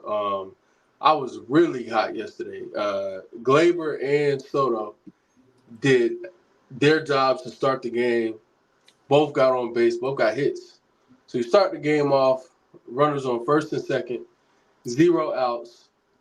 The MVP, arguably best player in the world, comes up, and he strikes out looking, bro. Like, he don't even get the bat off his shoulders. But needless to say, we won yesterday. Really impressed with what Rhode Island was able to do. And man, Luke Weaver he's a guy. He's a guy. We had issues with the closer throughout the better part of the year. And really since Mo retired, like we hadn't found anybody to replace him for real, like to hold that spot down. And I will say, Mo is not the rule. He's the exception. Having someone be the greatest of all time at what they do is not the rule, and it's not what you should expect. That said, though, it's really nice to have someone who makes it feel like the future is bright when it comes to the closing position, and that we may have our closer for the next few years. But shout out to the guys. Stanton is still here. Stanton is amazing, man, when it comes to the postseason in October, and this season is no different. 439-foot bomb. Shout out Soto. He got us on the board, got everything going. And then shout out plate discipline, man. Yesterday, the Guardians' biggest issue, while Cobb was, I think, he was dotting the inside part of the plate. He started struggling with his command. What does some of this stuff mean, though? I ain't trying to somebody that's learning. When I say dotting the inside part of the plate, it's just pinpointing, like think of a dot. Like the inside part, just pinpointing it, hitting that part of the plate. He had his little running fastball. He was started into left-handers. Yeah, it starts into left-handers, but then tails away, quote unquote. But it's really just catching the inside part of the plate, so it looks like a ball for half the way down the plate, or to the batter's box, and then by the time it reaches the catcher's mitt, it's a strike. And he was doing really well with that. When I say losing command, it's not being able to hit your spots, not being able to throw strikes, not being able to pinpoint your pitches, and he started losing command. And when I say shout out plate discipline, I'm talking to our batters for not swinging at balls and taking balls, swinging at strikes and drawing walks, because that's what plate discipline helps you do. We drew some walks, we got on base, and we scored when we had our little 3-run rally, and I forgot the inning, but when we had our little rally, we were scoring because we were disciplined at the plate. They just weren't throwing strikes. It's not like we were coming through with a lot of hits or we just had that mojo. We were just disciplined at the plate. So I was proud to see that. And shout out to our guys for handling business in game 1. Now we get a ball to our ace, Garrett Cole, for game 2. And we set ourselves up to take a commanding 2-0 lead while going to Cleveland. So hopefully we can handle business today. As for the Mets, what a bounce back. What a bounce back. And again, shout out to this star Lindor. He got everything going. Lead off homer. Got his team pumped. And then I forgot the dude's name, but he's been phenomenal this postseason. If somebody on the stage can help me, the guy who hit the grand slam, his name is Vientos. Yeah, he's been phenomenal. Thank you, Ev. He's been amazing this postseason, and that continued. Hit a grand slam, really broke the game open. The Dodgers tried to show some fight, but the Mets held on, and they were able to get the deal done. So shout out to them. 1-1 going back to New York, which I think is better than they could have expected and hoped for and anticipated. So that's a really good thing because after game 1, I was on some like, all right, the Dodgers are going to be in the World Series, boom, boom, boom. But that game 2, not saying I'm completely punting on the Dodgers, but that game 2 showed me that the series should be a lot closer than I think I was initially willing to admit after game 1, just because the Mets, they're a ball club that has they've been hot. They were hot going into the postseason. And they've shown when it matters most, their bats seem to come alive. And if that trend continues, that will not be an easy series for the Dodgers. So that's my baseball recap, man. We had 2 really good games to me yesterday, and I was impressed. So Well said, bro. I think you gave us a great update. No funny on what's going on. No football today, no NBA today. Well, preseason today, but no WNBA finals game 3. I think that's tomorrow, I believe.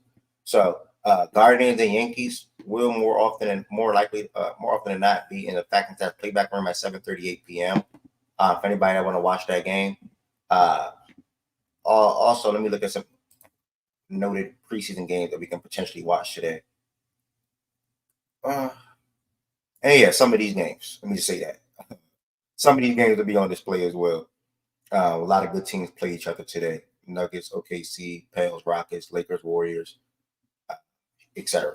So just throwing it out there for y'all. Thank you to everybody that's in here so far. Thank you to the couple people that subscribed today as well. That means a lot. We're going to shift into 2 more things to go through before we move to playback today. Again, I'll explain what playback is a little later on as we get closer to shifting towards that. As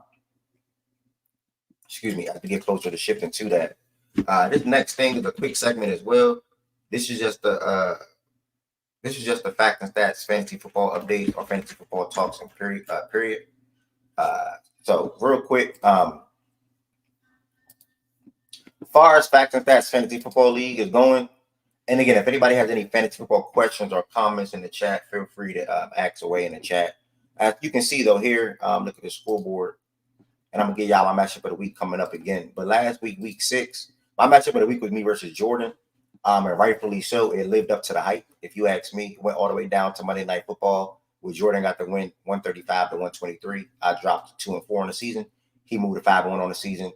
To be honest, I'm going to be honest. Whoever plays against the Commanders, I always start them. But the Jaguars' pass defense is just as horrible as the Commanders. But my brain did not click to start Zay Flowers. I said during the London game, if I started Zay, I probably win. I said Zay, not starting Zay was going to come back and bite me in the ass. And it did that. Zay Flowers had 22 points on Sunday. DJ Moore had 6. Could have got a touchdown, but he fell short at the 1-yard line. If Zay Flowers starts, I win. It's just that simple. He was going to rock with the star lineup regardless because of Michael Pittman Jr. back injury coming into the week. He swapped it to Tolbert, who gave him 8 points. But Michael Pittman ended up playing anyway and then gave him 12.5. So all in all, man, big win for Jordan. I think everybody that performed on my team played well. Besides DJ Moore, I think Jordan Mason would have definitely got an end zone that Thursday night football game, but he got hurt. Brees Hall bounced back. JD was JD. It was good to see me finally have AJ Brown and CD line in lineup together. But ultimately, I'm 2-4, and things is working their way up for me. With a long shot of potentially making the playoffs. What else took place in week 6? Shaggy and Rod, that was a good matchup. Two good teams. Shaggy is playing without Malik Neighbors right now. I think Dallas Goedert also got hurt in his matchup as well. Rod got to win 130-117. He moved to 5-1 on the season. So the two Detroit brothers are making an immediate impact in the Fact and Stats Fantasy Football League. Caleb Williams and Chris Godwin led his team this past weekend as far as Ryan with 28 points and Chris Godwin 35 points. He torched the Saints and Caleb torched the Jags. Surprised he started Braden Allen. I don't. It was because Cook was a late scratch. Why he start Braden Allen though? He didn't have nobody else. Cook was Monday Night Football. Okay. I'm like, what? Okay. Yeah, right. The late scratch. Jaden Reed, T. Higgins, he has a hell of a team. I mean, Ryan has a hell of a team. Simple put, not enough for me to really say about Ryan's team. Shaggy, like I said, dealing with Neighbors being out. And also Goddard got hurt as well. If Goddard give him some points, and let's say Pickens probably get into the end zone, he'll probably win that matchup. No, it's not that. I don't win that fucking matchup if Dak Prescott give me 15 fucking points. Holy shit! I didn't know that. I literally win if he do his fucking job. What did he score? I'm not looking at the screen. Bro, Dak had 3. I didn't know he had 3. 3. Fuck, bro, Yo, Dak had 3 points, bro. What was the score in the matchup? 117 130. That's crazy. Oh no, points, that's crazy, bro. That give you and the crazy part is because we all see I signed Daniel Jones, but I ended up dropping him because Malik ended up being out. So I'm like, bro, I might have to go ahead. Because I told myself, bro, I'm like, either this Lions game gonna be a shootout, or he gonna do his little stat pad bullshit when they getting blown out. This nigga ain't do shit, man. Yeah, I definitely thought he was gonna do it. I definitely thought he was doing a stat padding thing for sure. That is not no funny. That's insane. That's literally insane, bro. But I'm telling myself, I already knew, bro. James Cook practiced one time, and it was a limited practice. I knew he wasn't fucking playing. I'm like, bro, this nigga give me some fucking points. I'm gonna win. He ain't give me nothing, bro. Even though Dak had 3, I'm looking at the thing. I'm trying to point out Dallas Goedert. No, that shit is Dak Prescott. My man Keenan step up for me. Like, come on, bro. My man Keenan step up. Come like, man, I'm good. That's insane. That is terrible, bro. He's terrible for that. All right. Let me go ahead and look at the stop saying good matchup if dude have bye weeks and get hurt. Still be a good matchup, dude. Why do you always have something to say to everything that I say? People have depth on their team. For example, I have CeeDee Lamb not playing next week and DJ Moore, but I can still throw that in with Ayuk and Zay Flowers. So it's like that's why depth matters in my opinion. But everybody build their team differently, bro. So I don't really got nothing crazy to say to you, bro. I know how you are. You always want to be defensive and say something back to everything that I say. He just stop blaming that. Standards look kind of crazy, bro. Wizard beat BJ. He moved to 3-3. BJ dropped to 3-3, 119-90. I don't know what BJ team doing these last 2 weeks. I don't know what's up with Olave. He started Jeremy McNichols. I think he thought he was on some guru shit. I don't know why he even did that. But he didn't have any other options, so that doesn't matter. Nothing he really did this week would have helped him win. So he wouldn't have started Alan Lazard anyway. So nothing he did would have helped him win. Shout out to Wizard. Good little team over there. Tony Pollard is quiet as kept. Is having a good fantasy season as far as a running back. Shout out to him. He is 18, 15, 18, 18. That's impressive. Camp not mad at it. What you went out of the running back one on your team for his team. Also got J.K. Dobbins game a big week, bounce back sort of kind of. We had 22 and 20 the first 2 weeks, and then he went 8-9 in this week, 18. So shout out to J.K. and Wizard for getting a win. West and Op. West dropped to 2-4, similar record to me. I'm not looking at West team respectfully. Op moved to 3-3. He had Joe Mixon, who's returned. Najee Marshall, who had his best game of the season. Jamar Chase, DK, and Garrett Wilson, and Trey McBride. So that's a team you got to respect. Not much production from his bench, but that's okay. He has a strong starting lineup, if you ask me.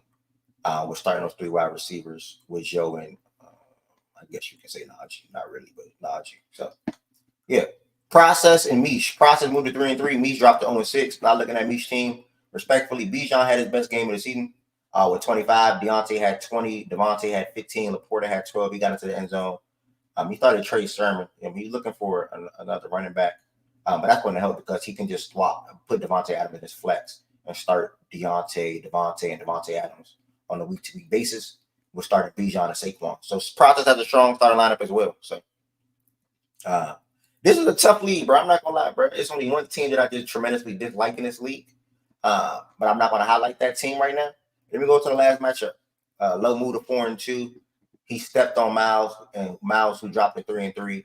Miles had Marvin Harrison get hurt. He had no choice but to start as Miles Sanders and Zach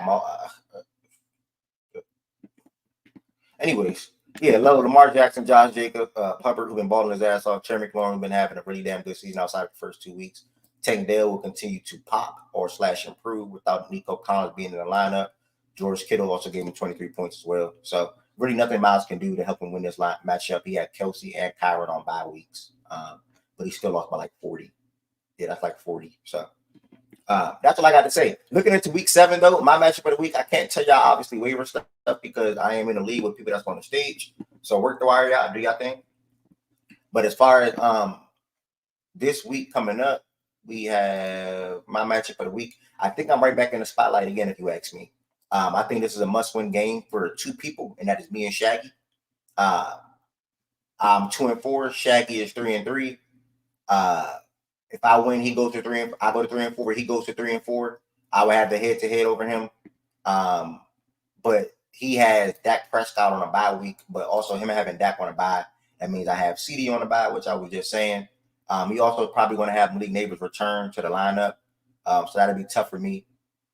So, yeah, I mean, this is a must-win game for both people, if you ask me. You don't want to be 3-4 in this league because, like Jordan was saying, as far as the standings, it's tough. I mean, 2 5-1 guys, 1 4-2 guys, and everybody's right there in that 3-3 mark right there. So you want to get that win. I personally want to get that win. I need it. If I don't get it, you can pretty much eliminate me from making the playoffs at 2-5. So it's no way I'm probably making the playoffs at 2-5 unless I win out. And that'd be a little tough thing to do. I think it's how many regular season weeks? There is how many regular season weeks? 14 regular season 14, weeks. 14, yeah. 14. So 2-5 is 7. So would I have to finish 9-5? I think 8-6 could get it done. But you also got to score the score. Yeah, but going 6-1 to close it, nah, I can't do that. 6-1 is kind of it's too many good teams. To be honest, there's too many good teams. So I do think the 6th best team is Jordan, Rye, Shaggy, Low, myself, and I will probably lean Process or Op, but I'll probably go Process because he got the better backs. And if you don't include me, then I guess you can put BJ in there. But I think those are the 6 best teams, if you ask me. Hopefully I can make the playoffs and live up to the hype. But yeah, that's what's going on in the Fact That's Fantasy Football League. Outside of me and Shaggy matchup, I like also I think BJ gonna be a good one.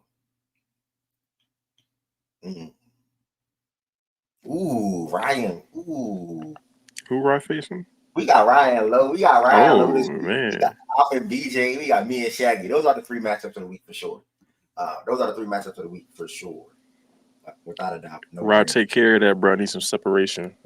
Need 2 games of separation, bro.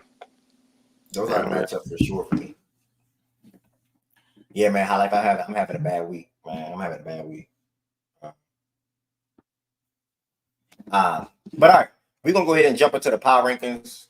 If you want to be a part of the power rankings, feel free to come to the stage. If you want to be a part of the power rankings, feel free to come to the stage. Now is the time. If you want to join the stage, it is the pinned message in the YouTube comments. Also, if you are in here, make sure you like the live. Select the live. Yeah, this is live. Make sure you like the live video. That helps the algorithm out as well. And if you are in here and you don't subscribe to Fact That's, make sure you hit that subscribe button. There are 4 different ways you can show your support and appreciation for Fact That's outside of being in here. The first way is becoming a member of the Fact That's YouTube community. You can purchase a membership. Different perks will continue to be edited around the clock as I'm working on that behind the scenes. So if you want to purchase a membership, you have to do it on the desktop. more often. I believe so. You have to do it on the desktop. They said yesterday. Shout out to everybody that purchased or became members yesterday. 10 plus people mean a lot to me. Outside of that, you can send super chats. You can send super stickers. You also can do super things. All that goes directly to me / the Fact That That's platform. So thank y'all for the support. And make sure y'all thought I was doing the Fact That That's playback room. I'm keep highlighting that because we'll be there within the next hour and a half, shifting to NBA talks. I'm doing that on a Tuesday because I got to speed up this process. Also, check out the What's Next series, man. I got like 16 videos uploaded already if you missed. And I got 4 or 5 pending already in the text that you probably can see. We still need the thumbnail to be made for them, but I'm going to be completely done with that on Friday. So if you missed the What's Next for any of the 30 teams in the league, you can watch that 30. You can watch that back on YouTube as of this week. Some more videos should be dropping today on those teams that we talked about. We're going to now jump into the power ranking. We got Wes, Jordan Wood, J-Dub, Joe, Shaggy, and Jordan Wilson up here. I like the crowd, including myself. He said Misha team ass on my life. Including myself, we're going to go ahead and get to it. Last week, I don't think there's any changes in the top 4, to be honest, if I remember correctly. But give me a second. I'm trying to put it up.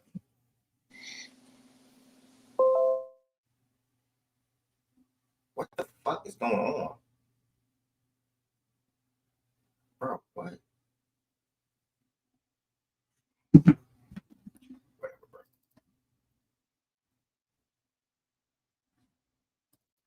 All right, last week.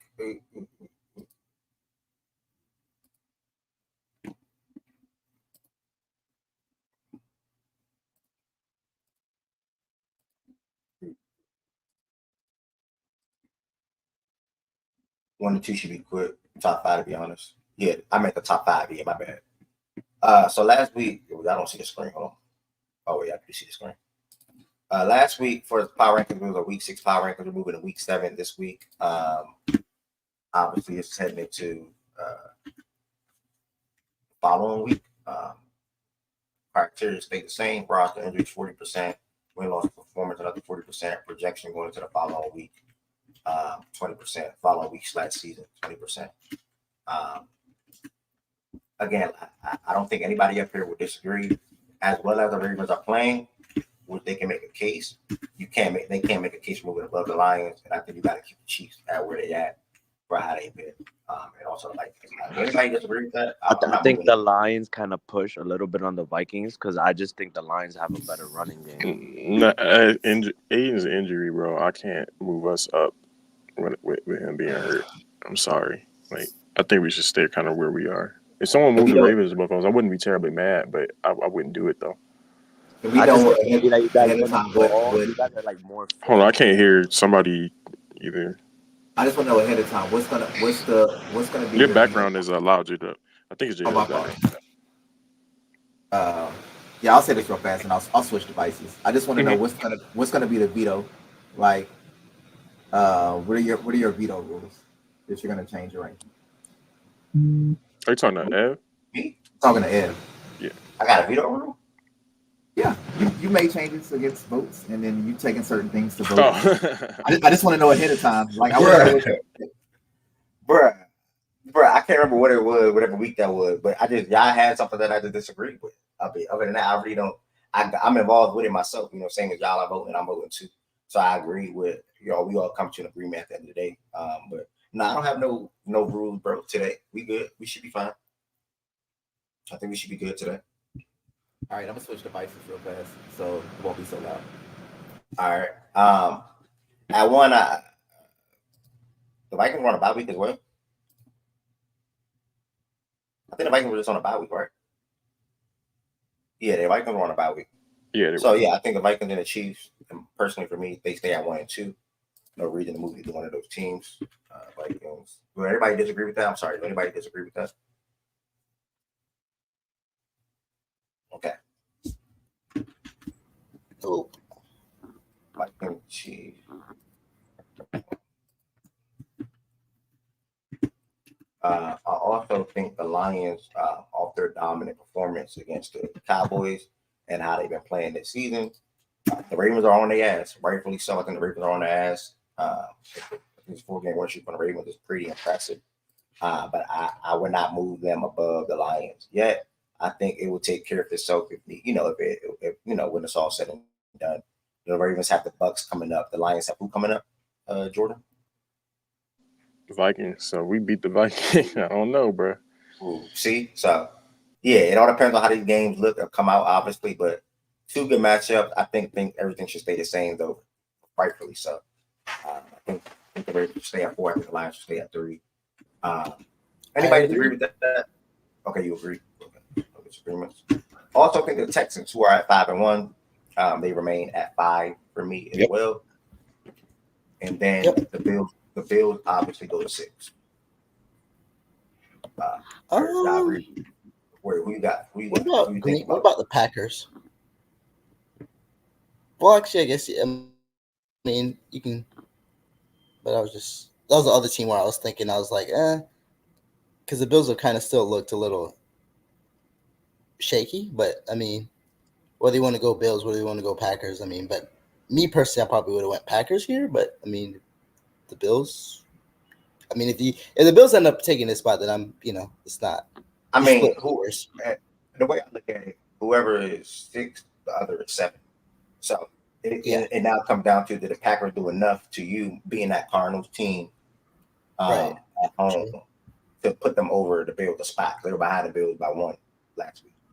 Right. Yeah, it was more the fact that the Bills kind of, like I said, they looked shaky yesterday. And I don't know what we think of the Jets team right now, but it's like, Jets missed a few short field goals. I mean, I don't know if the Bills really like. Actually, I don't know. I mean, it's real. I want to see kind of how everybody else thinks about that. But what's anybody else's thoughts on that? I still got the Bills over there. Yeah, they were on the road.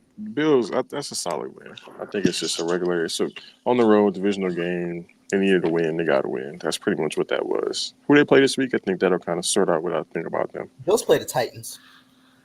Tough defense. That can be an ugly game too. Yeah. I'm not gonna penalize them for that. They look, because they were pretty much dominating that game until that fucking Hail Mary that changed the course of the game. Then it was kind of nip and tuck from there. So yeah, they look fine. It wasn't anything special. I think the only thing is the Packers fully have an identity, and the only thing is the skill position players at this point have more connection with Jordan Love than was so far with Josh Allen, because he's still doing that superhero shit. Sure. Okay. I mean, based off of the criteria, I think that leaning Packers probably is the right thing to do in terms of how impressive they looked this week. Although last week they did not. Where in a different week they looked impressive this week. They have more talent on their roster than the Bills, in my opinion.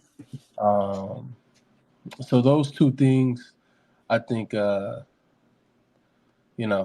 in their favor. But based off of last week's ranking, if we want to stay true and be like, hey, we don't think we should penalize the team for winning, regardless of how. And to be fair, all morning, even all last night, people have been speaking about how, they missed field goals. Boom, boom, boom, boom, boom, boom, boom. The Bills missed the field goal and an extra point. So they left 4 points on the board. Jets left 6. By math, Bills still would win that game. If both kickers do their jobs. So I don't got no issues. Bro. Personally, I think there is a world where I think if teams are close to each other, by the way, I think you need to understand this. If teams are close to each other, 6, 7, 4, 5, 9, 10, just because both teams win, that don't mean that behind team can't overlap that top team. If y'all get what I'm saying. I think there's a world where that definitely can happen. Right. And it just comes down to if we think the Packers, which they damn did. The wide receivers perform, the running back perform, the quarterback perform. You could leave that week and be like, I like that Packers team a lot. You know, I think they're on a 3-game win streak. They're on a 3-game win streak. I don't want to talk on my ass. No, they're on a 2-game. They Two. lost to the Vikings. Okay. Yeah. Points allowed 121. So they're similar offensively and defensively. It's looking like. All right. What's the final call? Here's my final thought. I vote Packers. What do you vote? And like go around the room. Y'all gotta talk. I go Bills, but I will tell you this. I do need the Bills at some point to look a little bit more impressive. And Green Bay, if I'm correct, they play Houston this week, right? That's true. Yes, they do. They beat Houston. They're jumping the Bills to me, unless the Bills just look hella impressive. So I'll go Bills this week, but they're on my watch list. I do want to pose this. Now I know we drop people, and I guess it's appropriate. It's a power ranking list, but the Commanders losing to the Ravens by one score compared to what the Bills look like. What is it not the opinion of the stage that the Commanders are still a more impressive team to this point in the season than the Bills? I agree with that. I think it's, for me, the projection thing, the Commanders are going to kind of lose me. Not that I think the wheels are going to fall off. That defense is just so ass. Whereas with the Bills, I don't think that there's anything, like, they have weaknesses. I don't think there's anything as glaring as far as the units between the two teams as that Commanders defense for me. So, and they got the better quarterback, even though JD5 is balling right now. So I'm going to always lean with the Bills in that projection thing. But I'm not going to drop the Commanders too far. Like, they're not dropping real far from losing to the Packers, Ravens. Bills, and Commanders are kind of like that group. Basically, that group of 4 and 2 teams was kind of tough for me because it's like, because it's like I'm looking at, all right, who did all these teams just beat this season? The Packers haven't really beaten anyone this season. The Bills, I mean, the Jets was probably their best win. Whatever you think of that, it's like, the Commanders, they haven't really beaten. I mean, the Commanders haven't really beaten anyone this season. They looked impressive in some games, but it's the fact that coming into the year, the Commanders are so outperforming expectations. That's kind of why they're kind of getting a boost in a way. But I think they'll naturally be at 8. I don't want to skip ahead, but I think they'll naturally be at 8 for me at least, because the Falcons, they won by 18 on the scoreboard, but that was a one-score game late. They weren't exactly running away with that football game. So I'm fine with them staying right where they were by beating the Panthers and the Commanders being slotted ahead of them still. I'll tell you this without getting too far ahead. I'm not going to drop the Commanders too much. However, they did have a significant injury that I think is going to. That's right. Yeah, I forgot about that. Losing Jonathan Allen already on a porous defense. But if you bring that up, how you didn't bring it up at 3 and 4 then? I know Jordan did, but how you didn't bring that up? Well, at 3 and 4? Because the Lions, Aiden is a big loss, but I still think that defense is really, really good. I think my big really but we have the not really. I'm talking about strictly the pass rush, but because I like McNeil a lot. But to me, I think that one reason that the Washington has even been at least sustainable on defense is I think Allen's been playing really good on the interior. I thought he had a really good bounce back year. Now, I will say I like the guy behind him. I like Jerzon Newton a lot, but I'm a little concerned that like they might go to like insanely low levels of defense now. But we'll see. We'll see how it goes. But as of right now, I'm not really dropping them much at all. So I was just saying that's something I'm looking out for in the future. So the reason I didn't bring them up is I'm not dropping them much right now. They're still going to be pretty high for me. Losing to the Ravens is nothing to hang your head about. Right. Hey Chad, what defense would you take right now over Falcons or like Commanders? Falcons. Defensively, Falcons. Yeah, I think overall they're a better offensive and defensive team than what the Commanders are right now. They're not better offensively. They're not better offensively. They're better defensively. I mean, well, in terms of results, they have more talent. But they have better. Let me rephrase. They have better offensive players. Let me say that. Yeah, they have more talent. I'm with you on that, Joe. I guess I gotta, You know my situation. Real quick, I'm gonna vote Packers, Bills, Falcons, Commanders. I should be back by then. I would, for 6, probably vote the Packers. It's really close, but I'd go Packers for 6. You keeping a tally, Ev?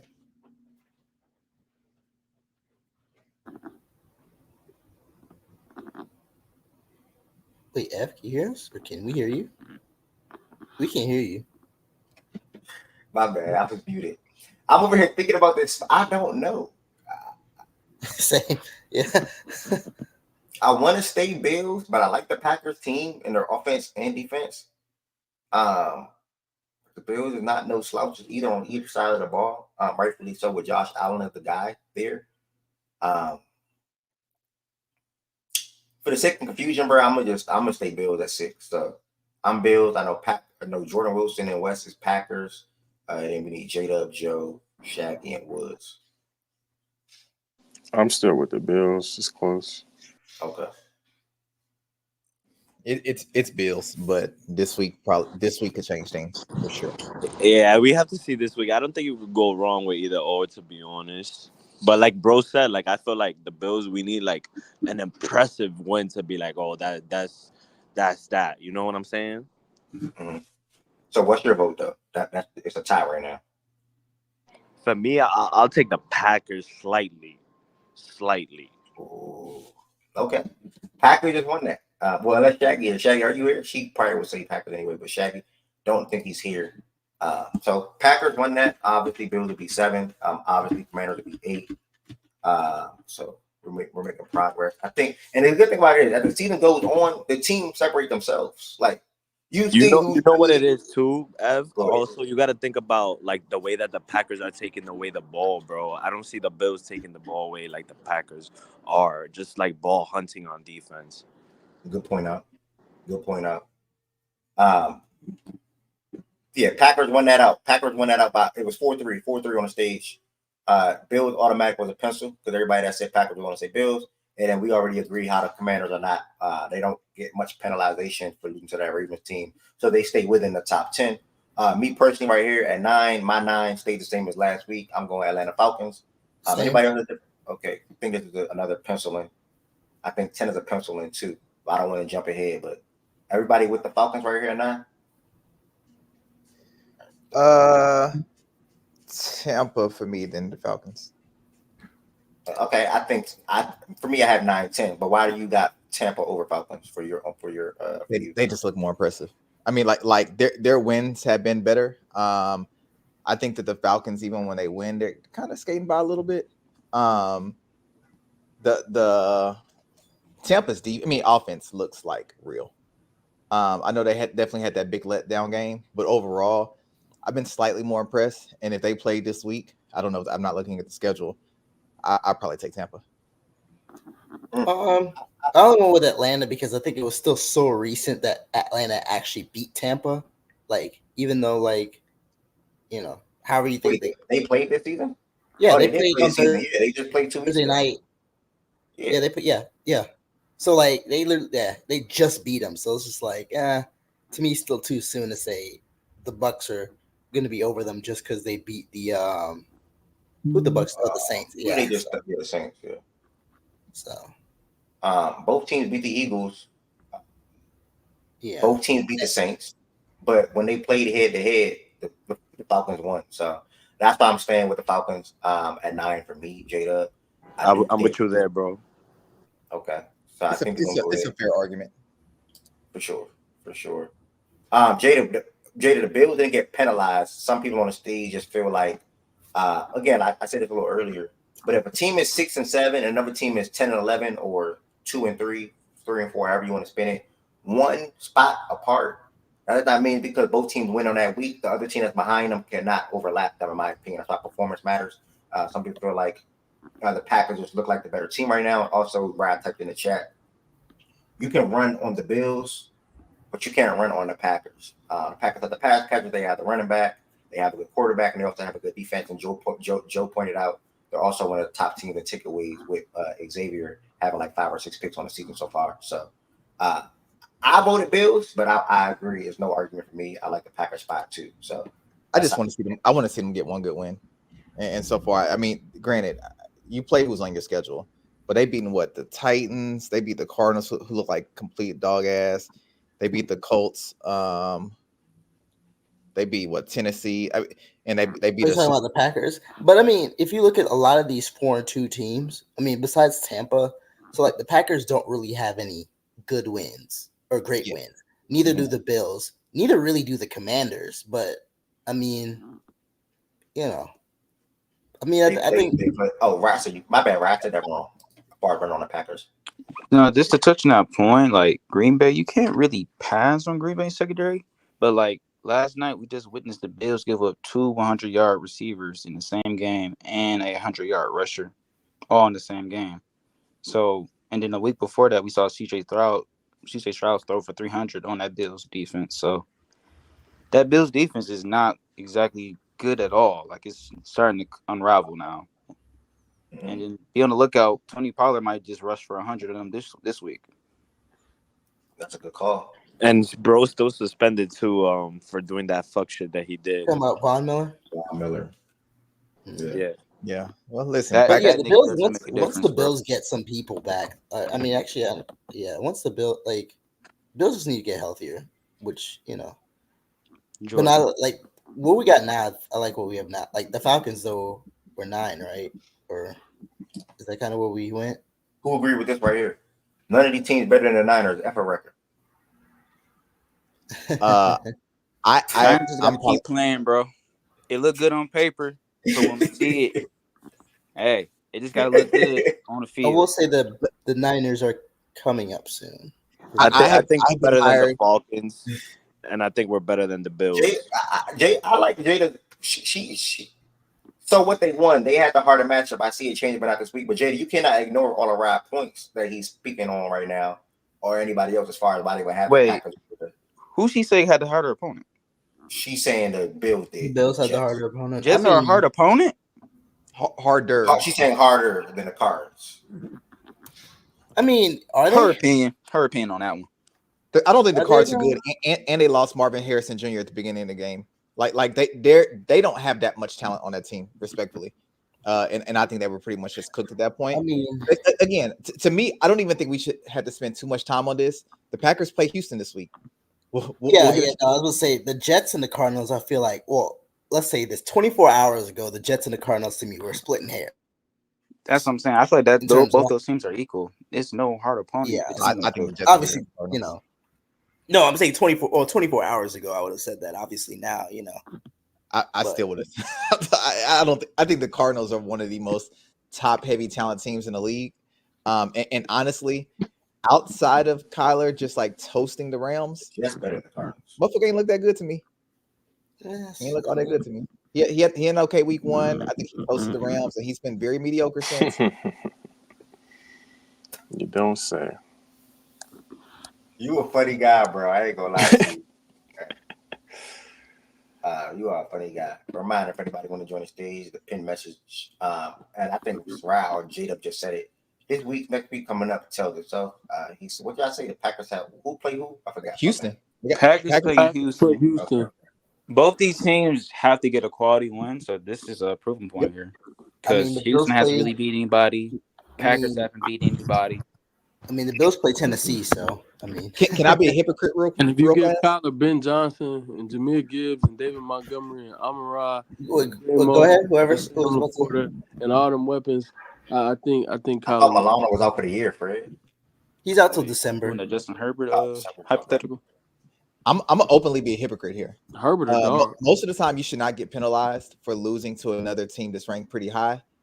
I think the Houston and Green Bay game, unless they just play really tough against each other and it's close, I think somebody's going to get penalized.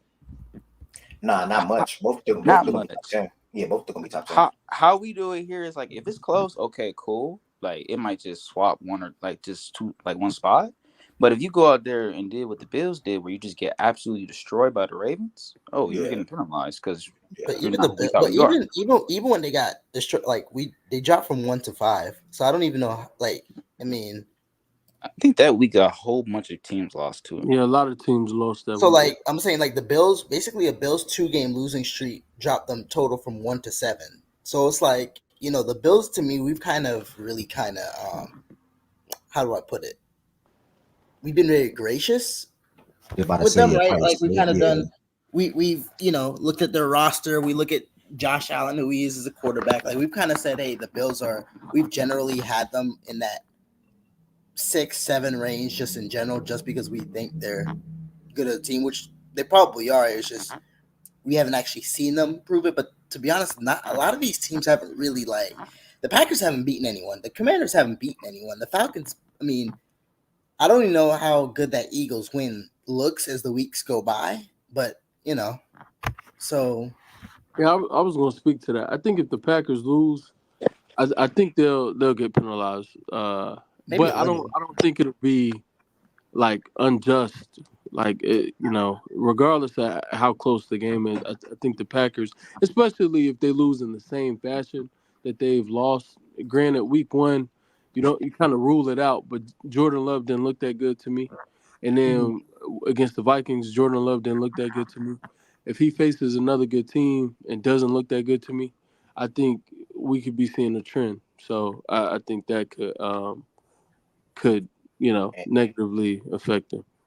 and I do want to say, I do want to say,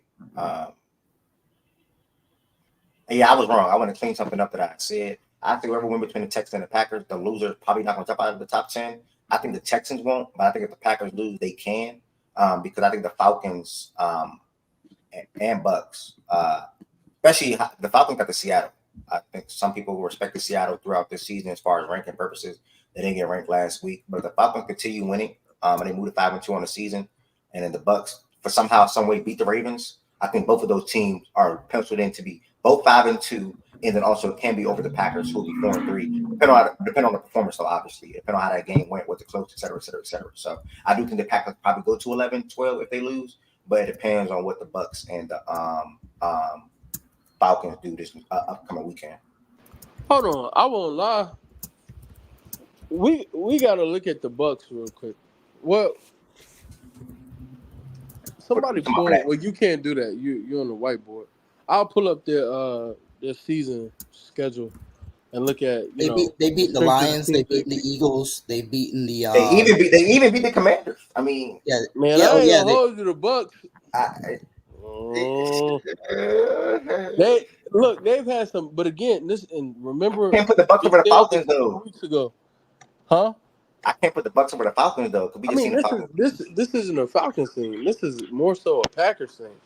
This community loves the Packers, and I just voted for the Packers, so I'll eat some crow on this. But I remember last week being like, the Packers shouldn't be ahead of the Falcons, and people were pushing back to me. I don't remember who those people are, so don't ask me to call them out. But I remember it, and I was like, man, they didn't look good at all this week. Why are they ahead of the Falcons? Like, y'all just hate the Falcons too much. And then, like, granted, they beat the shit out the Cardinals, right? So credit, And Jordan Love looked really, really impressive. I understand that DeMeco Ryans wanted to, butter up the kid, so he called him, oh, that'll be the best quarterback we face this year, although that's not the truth. And it's just a lot of energy, a lot of good energy around the Packers. But when you look at their season as a whole and the teams they beat, and you compare that to the Buccaneers, I think we have some things to talk about for sure. Compare that to a team like the Falcons, exactly. I think we have some things to talk about for sure. So, it's worth noting. The Packers. I don't know why the Packers are getting jazzed. I'm not gonna lie to you. They're a good team. Packers and Buffalo. So here's the thing, though: the Packers and the Buffalo, or to me, they're both kind of in that same realm where they're not being highly ranked because of what they've done in terms of win-loss standpoint. They're being it's because of how the roster is and the projection people taking into the roster. Yeah. It's like as Jordan Love gets healthier, all the receivers they have, defensively they look good. Like overall, like as a team, like we project Man, them they get projected because Jordan Love cosplays as Aaron Rodgers sometimes, bro. Thank That's you. all that is. That's it. People love it. It's people That's love it. it. Love.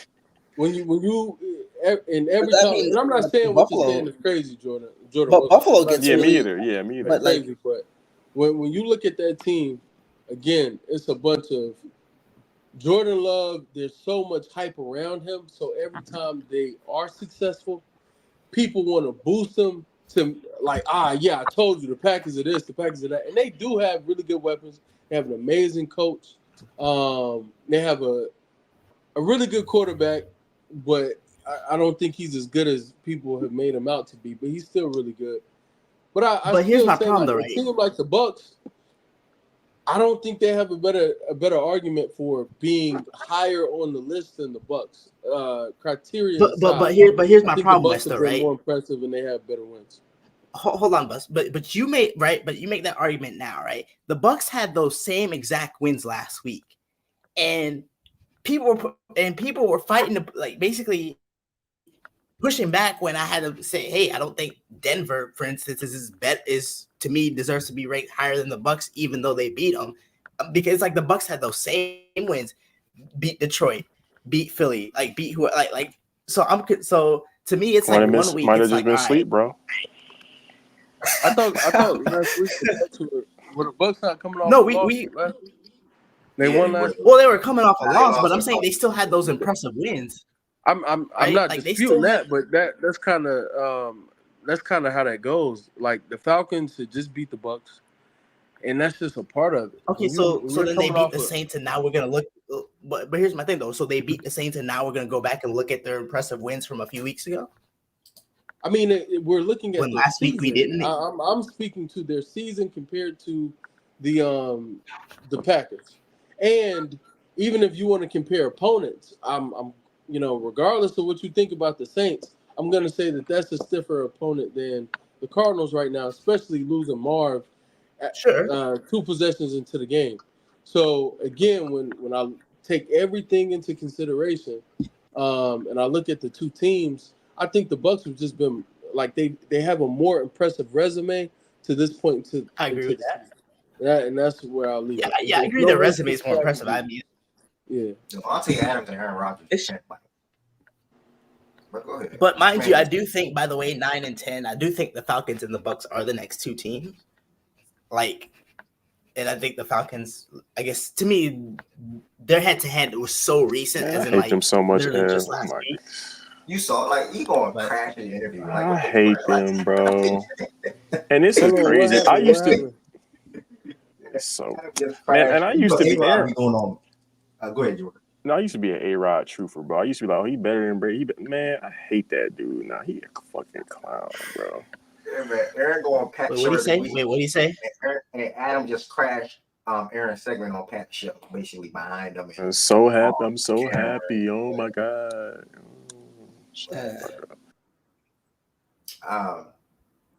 But man, I told you, energy shifting. Yeah, they're gonna be. Yeah, it's gonna be a silo. Bro, Them nigga two. threw a It's tantrum gonna be on the them two. sideline, It's bro. gonna be them two in a silo talking about how much they hate their teammates. It's gonna be great energy. Exactly, bro. I'm interested to see what Garrett Wilson's target share looks like. I don't like the Rod made good points, but I just think Packers are in my opinion, I think the Bills are in the tier with the teams are viewed with Texans, Ravens, etc. Although the Ravens stepped on the Bills, I think the Packers are with Commanders, Falcons, Bucks. Did that make sense to y'all, or I'm just tripping? I think that Nah, you're not tripping, bro. I feel like you accurate on that, and I feel like the thing that people aren't speaking about more is that like look at the wins that the Packers were able to obtain without like having a quarterback in the sense of Jordan Love, which ideally, like, Okay, good point. he, Yeah, that's what it was. you know what I'm saying? Like, in the sense, I think people are overshadowing that, and like that also kind of complements But the of win, what type of football team you are, regardless of what side of the ball is getting it done, whether it be your offense or your defense. You have to win games, and your opponent is who you're facing. But a testament to that team's like adversity early on in the season is winning, and winning is accredited, right? yeah, But here, thank you so much, brother. Go ahead. Wait, what so tier did here, y'all so say y'all here, had my Bills problem. in? So I think the Packers and the Bills to me are in the same. Here's the thing, right? When I look at both of the Bills' offense, to me is an offense overall that's limited, but that's being kind of kept upright by their quarterback, right? Like to me, the Packers' offense to me seems so much more versatile. See, like to me, it seems like they can beat you so many different ways. Like even though, like I'll say this, the Bills' run game has been, I'll say, better than expected, even without Cook. It just seems to me, whether it's Jacobs, whether it's Reed, whether it's Watson or Kraft 1 week or Wixon got hurt. Can you say how it is not and Wake, just so say they're other better than playmakers on the ball, like running routes? They're just better playmakers well, at okay, this so the point. better, yeah, Like so they're yeah, I better think so. I think their playmakers to what offense, Josh Allen has. Like, let's call it what it is. You're saying that they right? look So better, yeah, I more think so. Yeah, I versatile think on the the Packers offense. and then I think defense, and I think the Packers are good defensively as well. So like I said, to me, I think they're in the same tier. I would say the Packers are a little better, but like I said, they haven't really done anything this season yet in terms of the win-loss record. Like their opponents, like cool, the Titans, Colts, I Rams, push and back on Cardinals that. aren't You really. you do what it's presented, and for them to have the versatility of winning games, regardless of how they're winning it, whether it be with running backs, receivers, whatever the case they meet, they're like whatever the case may be, No. I'm they're not speaking getting of it that. done. I'm saying the opponents themselves. I'm saying they haven't, even though they haven't really beaten anybody to write home about. I'm saying neither has Buffalo. I just think Green Bay They both overall, like roster wise, are better. they both have had favorable schedules to their point, and who has looked better on the field. Like if we're versus them on a one-on-one, who has a better overall football team defensively, offensively, who's looked more versatile, who's looked better overall, regardless of who the quarterback has been, is You can split the hairs. Packers. It's been the Packers. Okay, yeah, I was about to say. Okay. Because I didn't know if you were arguing for Buffalo or not. Okay. At We're the end of the day, we're agreeing. at the end of the day, we voted. Packers came up at 6. Bills came at 7. Commanders are at 8. Oh yeah. We're now going to focus on that. Next week. I think we seen the Yeah, head. 9 and 10. Yeah, 9. Yeah, we seen the head-to-head with the Falcons and the Bucks. I think rightfully so. Still to this day, both teams have good wins in my opinion. But they beat two of the same team. But again, the Falcons beat them in the head-to-head matchup. That matters. So I'm gonna go Falcons at 9. I think Bucks are gonna be everybody. If you disagree, just let me know. Bucks will be 10, and then we get to 11 where we open up the conversation again. Do anybody know if they I would play agree. each other this season? Do they play each other this season? They played already. They played twice in the same division. No, the Bills and the Packers. Oh, I'm sorry. No, The Bills and Packers I don't. do not. No, they don't. They don't. No. But we get to 11 now, and my first vote for 11 is the. It's gonna get nasty here. Ooh, I'm not gonna lie to It's you. I gotta don't be care the what. Steelers, right? I say the 49ers. I would say the Steelers if they Boy, didn't we change hate quarterbacks. the Steelers in here, man. Yeah, Hate if they the didn't just Steelers, change man. quarterbacks, I would go Steelers. I would Yeah, say it's the Russell 49ers. Wilson starting now, brother. I don't know about them Steelers. I'm gonna go with Packers. Why do y'all like the Steelers. Steelers? Why do y'all like the Steelers so much over the Bears? Like, why do y'all like the Steelers over the Bears? So much? The Bears Steelers would beat lost to the nobody. Cowboys. Bears would beat nobody. Like Okay, I know we fair. say a lot of The teams that Bears beat have nobody, beat but I think their teams that they beat have a combined like 5 wins. I don't know, something like that. I 4 gotta check wins. that. All 1 win. It's, All 1 win yeah, teams. I was trying to be generous. Yeah, 4 wins. Yeah, that's a little. That would be the reason. I'll say this: like I was like a Caleb doubter, coming in, but I feel like he's getting a stride now. Like I'm not gonna hold ya. That's the. I think if you're talking about quality, like look, I think the 49ers are better than both the Steelers and the Bears, right? And obviously, No, I agree with that. You know, They looked really good to me on Thursday. Now, granted, obviously they could have once again blown another second half lead. They looked like for a minute there they were trying to, but if you look at the 49ers in these games, like, you know, they don't. I don't know. We They've actually, should have been 5-1. We should have been 5-1 too. right, obviously, yeah. Like, They blew 2 games, but like if you're comparing the Steelers and the Bears haven't really done anything yet to this point. I do think obviously they're going to be a little bit probably the next team, to be honest with you, but I would say that the 49ers top to bottom, even without Christian McCaffrey, even without some of their pieces, I think are just a better team, especially than Pittsburgh. Yeah. Nobody's typing. That's how Jordan Mike is. I'm gonna say same thing for the Bills. And the Packers? Who have the Steelers beaten? Besides the Falcons, who have they beaten? That's it. Like, I have to look at these resumes, bro. Let me Like, look I at get that. TJ Watt. It's the Falcons. It's the Falcons and the AFC West. Like, what Yeah, is who the fuck did they beat? and then, like, Yeah, I that's what mean, I'm saying. they beat. Like, I don't think the Broncos are good. They beat the AFC West except the Chiefs. Yeah, the Broncos. I mean, and the they lost Broncos to is the Colts. And they lost to the Colts and the Cowboys. Yeah, but 49ers to me, or I don't know. And then we can say, I mean, it's like the resumes further down get bad. Like, Niners have beaten the Jets, okay. Then you beat the Seattle, and then you beat New England. Okay. So one down. Yeah, the one Niners don't have okay the resumes. I team think and the two bad That's what I'm saying. The resumes get terrible once we go They down. beat 2 bad teams and an okay team. Okay. And the I Bears think don't the have a good Niners. resume. It's not really a And they resume have thing. I they think. have worse losses than the Steelers, in my opinion. I could be alone. but we started off the season playing 3 out of our first 5 games against divisional rivals too. Like, Y'all I have feel like worse that goes losses that comes. than the other team. I Joe, don't you got give a walked fuck down, about bro. that, I don't I y'all got don't walked remember down. how much projection. Twice. I don't remember how much projections and rosters encompass the list, but I think 49ers blow the Steelers out the water when it comes to the roster. The Yeah, and they beat them projections and week stuff 1. like They that. have the head-to-head. I think they beat them week 1. Who? The Niners. No, the 49ers beat the Nah. Jets. No, they beat the Jets. We beat the Jets Oh. in first week. What We am I beat the thinking Jets. about? Am I thinking about last year? No, Didn't they play them week yeah. 1? I think they played them week 1. Yeah, they played in week 1 last Whatever, year. go Yeah, ahead. but no, I would say the who are the Mine team, is a crazy who's team. even the pool right here? Who's even the pool? In my opinion, I mean, I think it's 4 different teams. I think you have the Steelers, for y'all that keep saying the Steelers. You have the Steelers, you have the Eagles, Bears, and 49ers.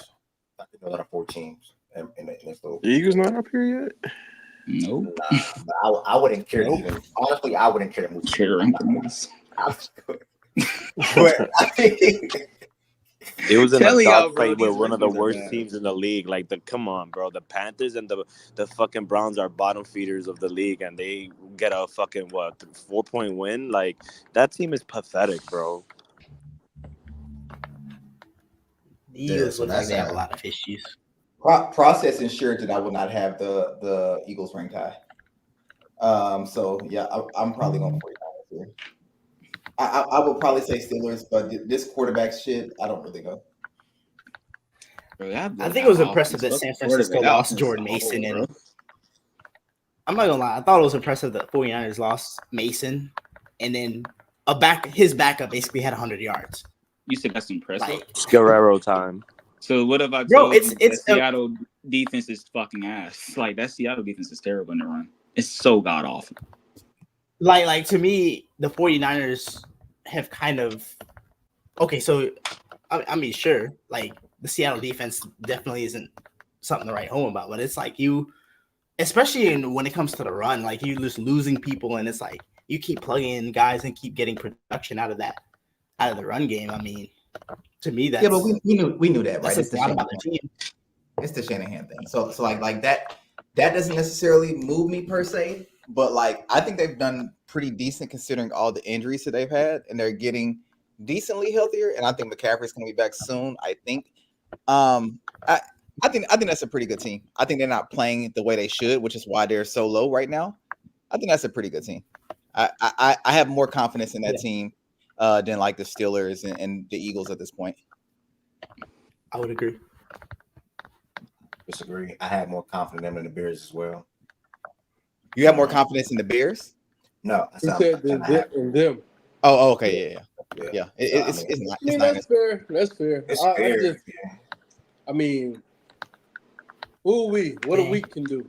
What a week can do, man. It was dark times when we were Lose to comparing the to Cardinals. Pennsylvania. You lose to the Cardinals. You walk down by the Cardinals, and again, your wins this season haven't been that impressive. Now, the people you're compared to, they don't have impressive wins either. So fair, all is fair. But your wins this season haven't been that impressive, and your losses, my God, Fucking terrible. like so with the not. And to me, again, adhering to the criteria, I understand why they would be put here, and I'm not gonna push back against that. But to me, it's worse for a team with more talent to then go lose to teams like bottom feeders. Then you know what it is, Wes, for me? Maybe overachieving with a really, really ugly way to win games and a bad offense and all these issues that we feel like their team has, but they're still figuring out ways to complete games as opposed to the Niners. And granted, we're talking, Niners had a bye week, if I'm not mistaken. We're talking one win between the two teams separating them, and one team has played more games. But still, those losses for a team that's supposed to be the caliber of the Niners is just more excusable than anything you could say to me about the Steelers, the way I look at it. But again, I'm fine with them being here because the criteria, I think they are the answer. Yeah, I think, some of it. Yeah, I mean, you make pretty good points. I think some of this is like the caliber of team because, like you said, like obviously what they've done so far, they've definitely underperformed to what they should be.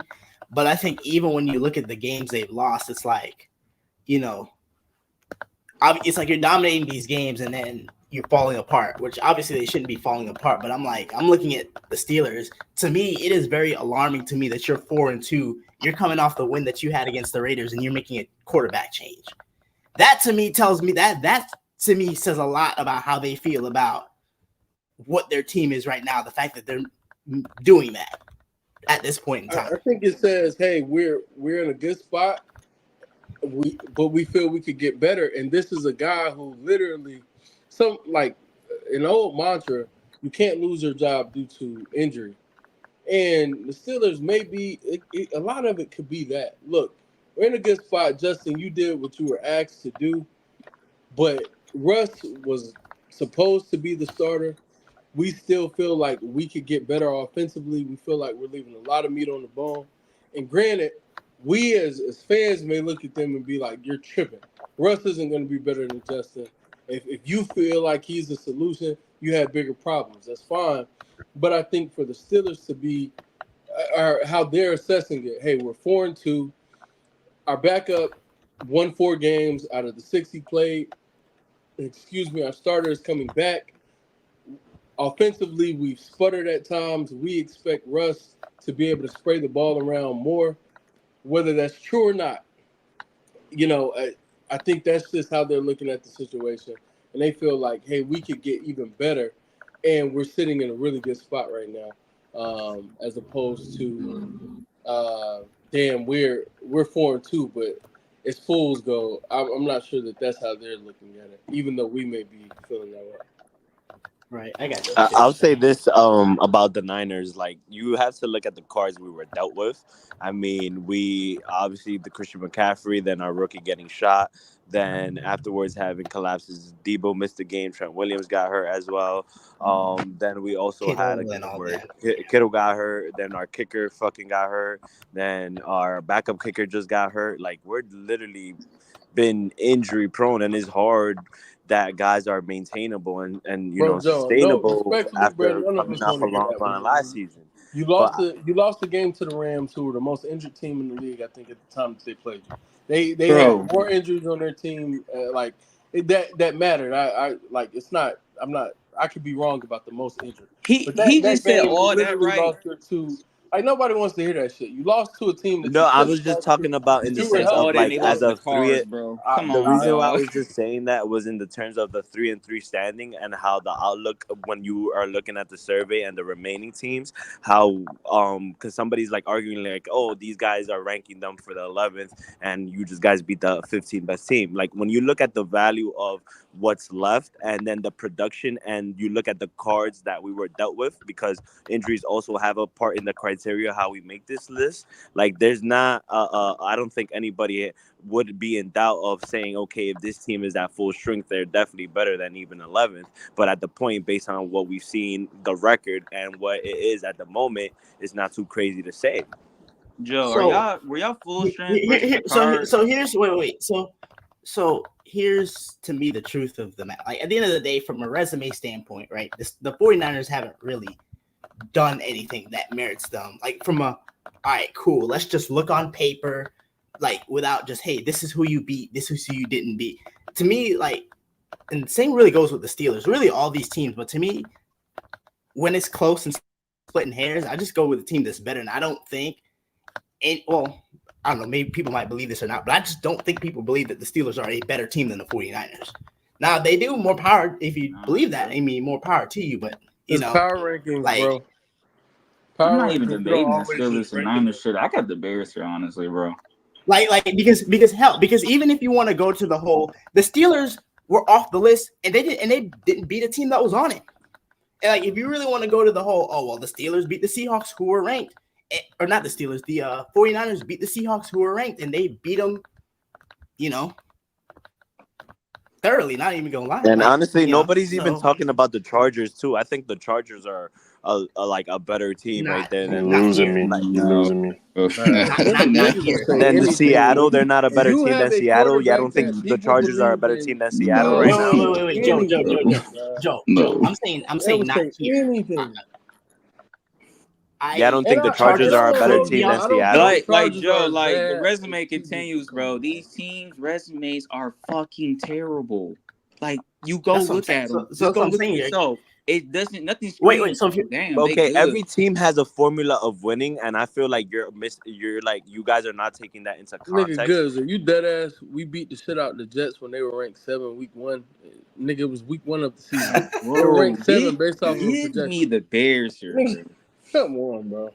But Go ahead, Joe. no, well, I the just Bears' resume is probably he the on worst of all of bullshit. them. What do you- Is it? Is it Jordan? But Okay, they lost to the Colts. Okay, Yeah, then yeah, they it lost. is. They I lost mean, to a good team, the Texans. Okay, so quite those are the losses literally, there. they did not beat a team with more than one win. They have not beaten a team. And their Jordan, quality you wins raised stop that it. hand, and it's the same thing for every team you're advocating for. You're on here talking about I'm the just Niners. saying hold up. I'm saying the Jets and the Seahawks are better teams than any team that the Bears have beaten. Bro, the fucking Yes or no? Seahawks can't stop you running the ball. The Bears The the Bears Seahawks beat were This the Jets, Seahawks you were giving the ranked. Jets the credit Bears for no the Bears reason. beat the Jaguars, who are a dumpster fire. They beat the Panthers, And they who are a dumpster dominated the fire. game.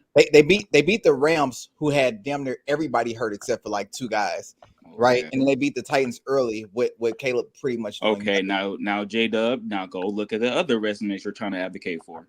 Okay, which one do you want Go to talk look at about? Niners. No. I'm saying as bad as you believe the Seahawks are, and I would probably lean towards agreeing with you. The Seahawks were ranked, and they are better than every single team that the Bears Seahawks beat. were ranked because they played dumpster fires those weeks. And when they finally got a true test and they came to Detroit and they got popped.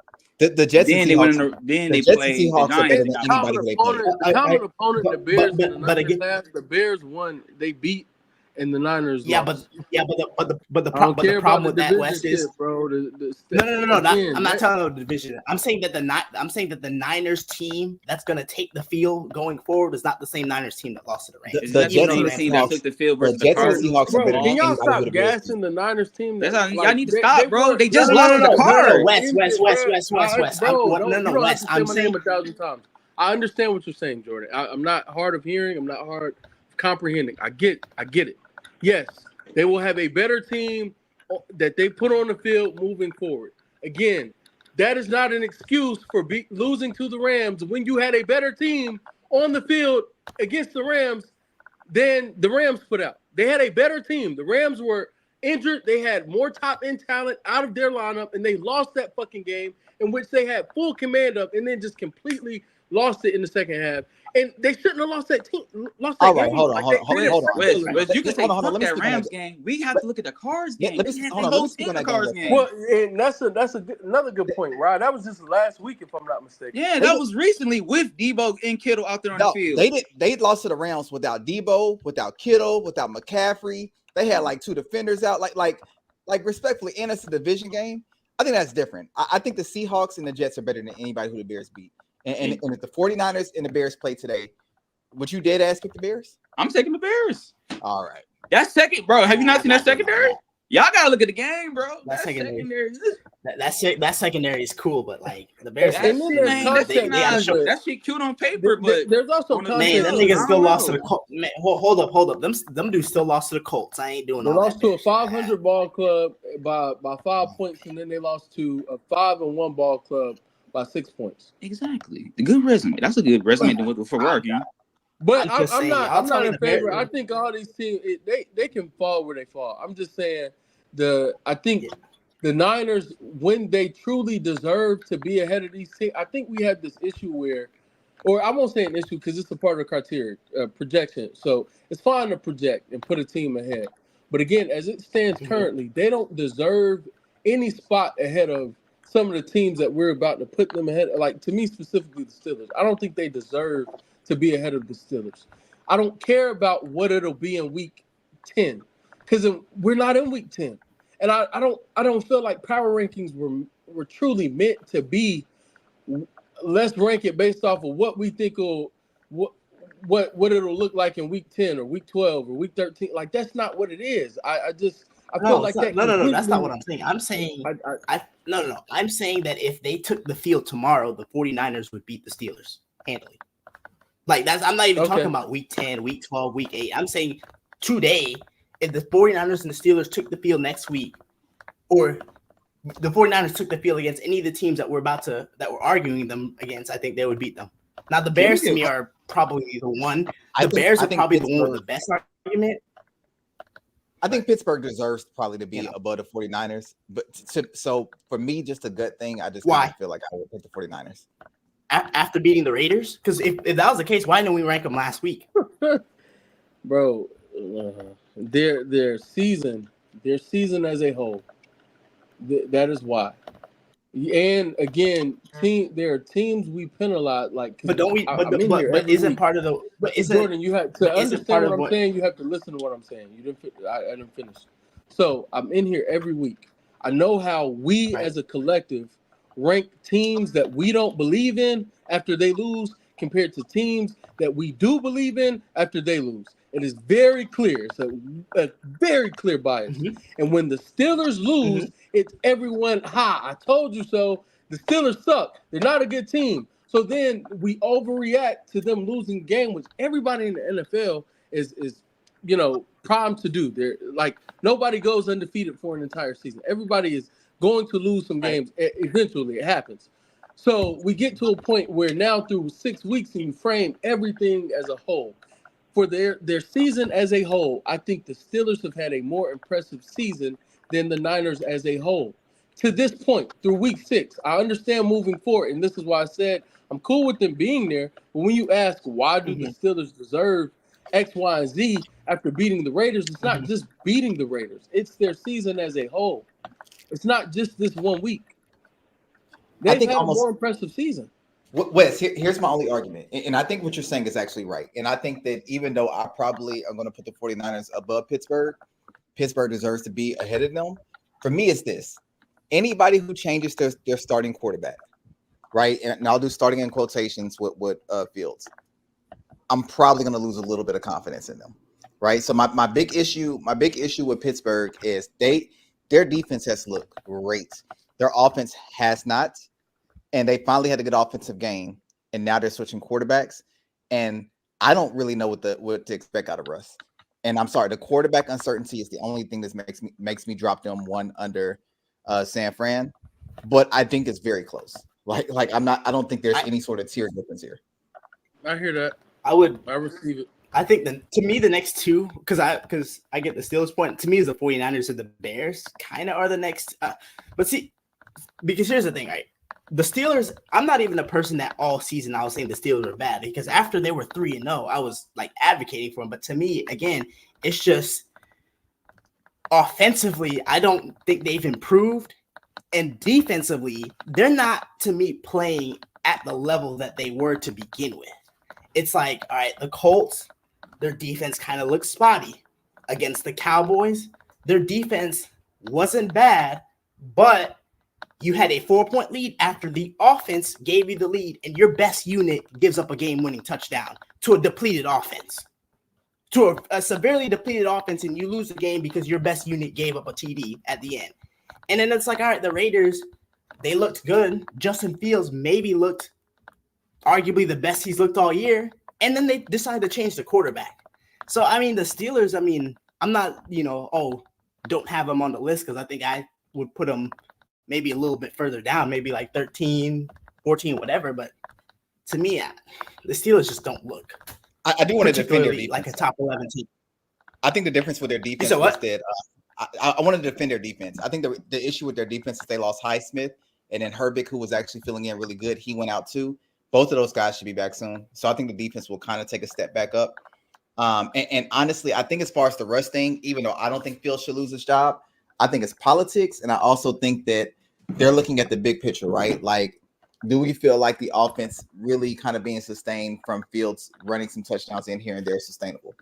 And I think that's what's happening there. That said, it's uncertainty, right? Russ did not look good last time we saw him. He was pretty good at throwing some garbage time touchdowns. I also think Fields is I think Fields is also better for that offense because he's mobile.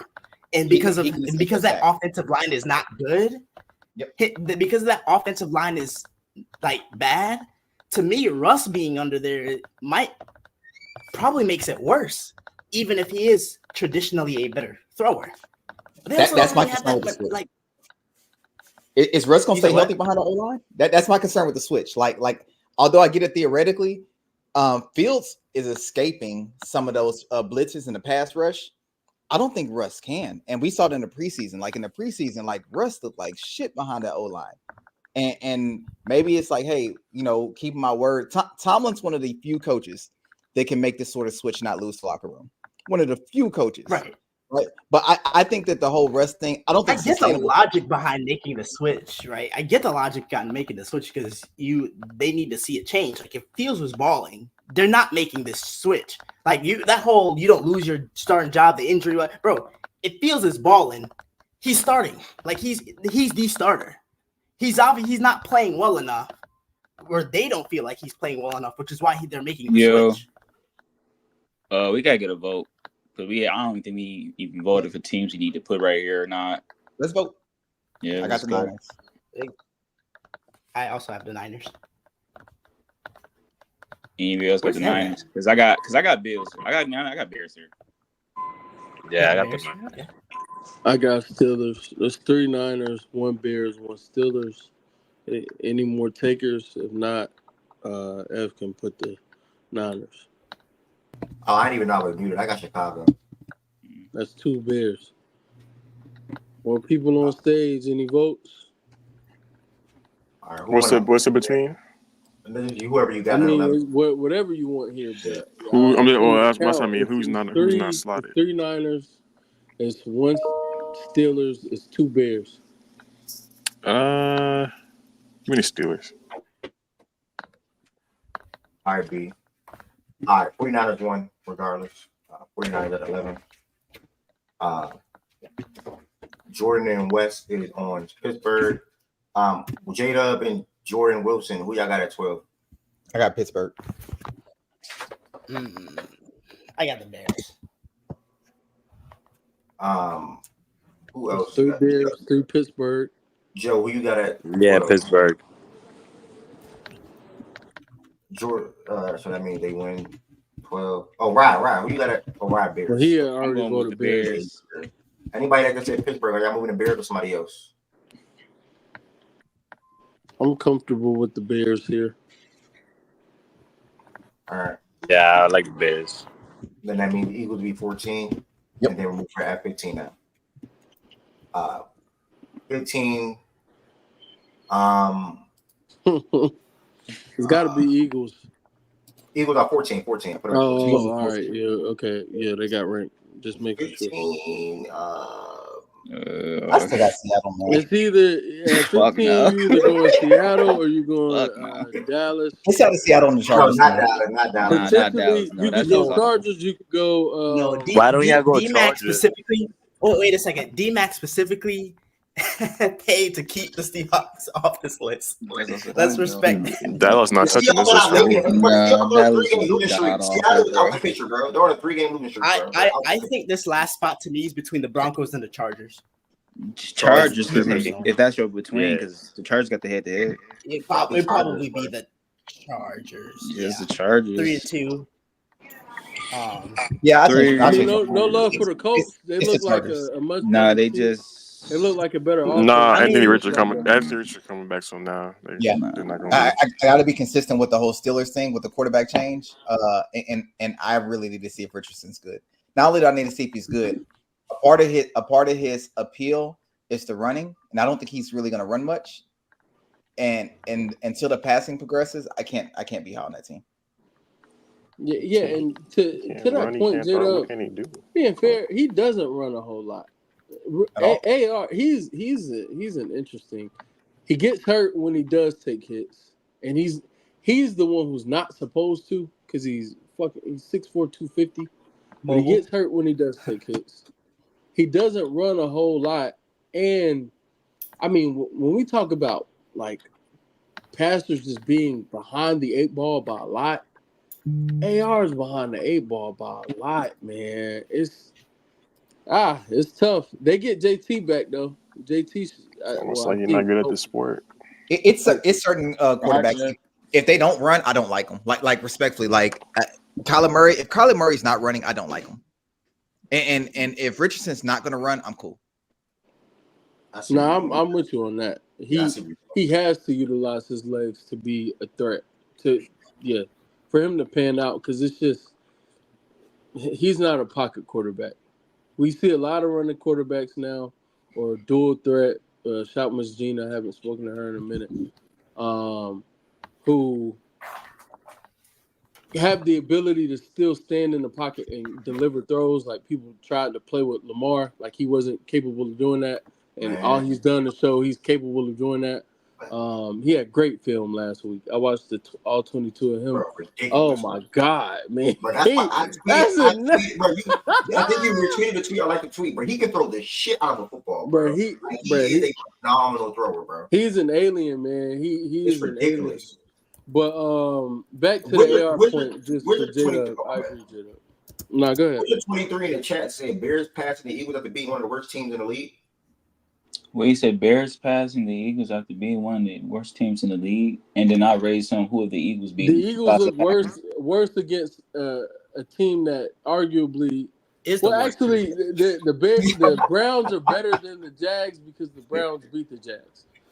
So I'll give them that. But I mean we're talking team 30 and 31, and the Eagles look way worse against that team.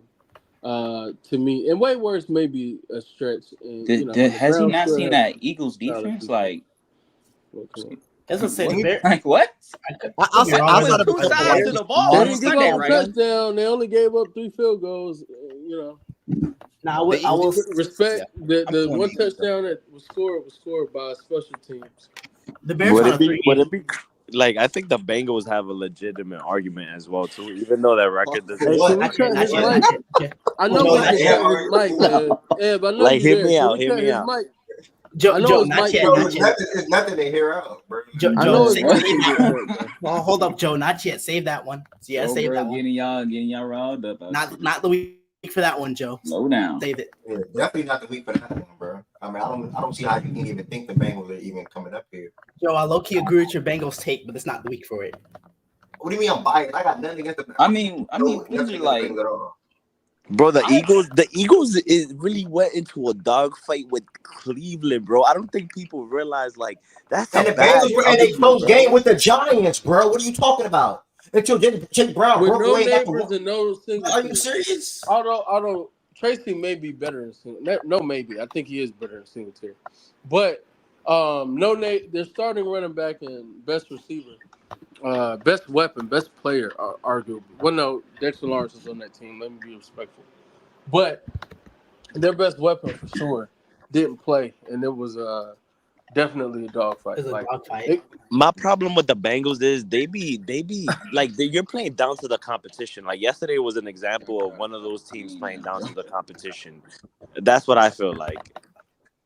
I gotta stop saying I that. mean, That Bengals defense is I mean, ass. the you Giants were can't 2-3. say The that Bengals for were a team 1. that level. There's no I mean, playing shit. The down Bengals to and the Giants are both competition. 2-4. Who played down to who? Yeah, there's no such thing as that. Yeah, Bengals. I gotta look at the Bengals for who they are, bro. Stop looking at Burrow, Chase, and Higgins, and look Like at the I said, defense, bro. you Y'all know, have to say on the Sunday, Bengals. bro. There are 3 sides to the ball: No, I'm with you special there. That teams, defense is horrendous. offense. Stop looking at one side, please, bro. No, Hey, I'm at not least looking hey, at shout one out the side. shout out the Bears Bengals dropping defense. off So the they list after look week like they had 8, a so pulse I for ain't the going first trip. time this season. He said the Bears dropping off the list after week 8, so I ain't going trip. Week 8. Okay. I hope it's some money behind that. Is Wizard the one that's in the fantasy football league? Just curious. I think Wizard is the guy to do the bets on Twitter. I think he's a Commanders fan. That's a Commanders fan saying that. And he got the worst pass defense in the league. So, hey, Caleb Williams passing yards and whatever wide receiver you want to take. Don't even mention the Wizard in the fantasy. Like, Did y'all see the he schedule? can come Like back, the but Commanders he's got to play that terrible, top bro. defense. Like, come on, bro. Nah, I ain't I gonna don't hold like you. niggas who don't respond to messages and then look Come after. on, bro. Who trying to trade me Tay? Nigga, I tried to trade you Tay weeks ago with Jaden Daniels. When both of them had up. No. Let me not bring my pain to the. We are 12 subscribers away from 600. If you do not subscribe to Facts and Stats on YouTube, make sure I hit that subscribe button. If you already subscribed, make sure you like the video as well. Wizard, who your team then? Because you video advocating for week 8. I think he was saying that to me as far as the fantasy football league. Dog, that second half of the Bears season is insane. Packers, Vikings, Lions, Niners, Vikings, Lions, Seahawks, Packers. Jesus fucking That's Christ. Seahawks. You don't validate that Seahawks. YouTube. Basically, it's the 49ers in their division games. Jesus Christ. He was Hercules. Oh, no wonder. Yeah, what Ari said. What Ari said. Real shit. What Ari said, y'all. She said something about if you can't a member, if you're not a member, you can't get a mic or something. No. Just sub up. She bro. said subscribe, niggas. That's what she said. Subscribe. She did say that though, and that was valid. What's good, Eli? I ain't How even. you say that? Well, Eli didn't come. Oh, he on Twitter. Never mind. You champ. Never mind. Appreciate you being on Twitter though, Eli. We about to actually hit playback in a second. But come to YouTube, man. That's where it's at, man. Come to YouTube. That means you probably don't subscribe to Fact and Stats on YouTube, which I think you do. I'm just joking. But yeah, man. What said? It is valid, man. Become a member. Become a member of the Fact and Stats community on YouTube. Support my journey. Support my process. I'm enjoying it. There's 4 different ways you can show your support for Fact and Stat. That's becoming a member. Shout out to. I'm gonna try to name everybody on top of my head. Let's see if I can do it. Nana B. Ari. Let me get the ladies out the way. Jordan Woods, D-Mac, Justin, Josh, Two-Turn, Chan.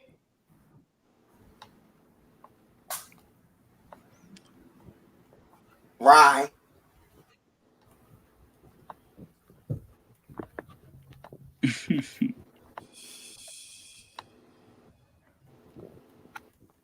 I'm missing 2 names, but I love you and I appreciate it. I can't think of it right now. But yeah, you can become a member of the Fact and Stats YouTube community. Where Bear. You say Bear? Bear. I feel like I missed one more name. Did you say Chan?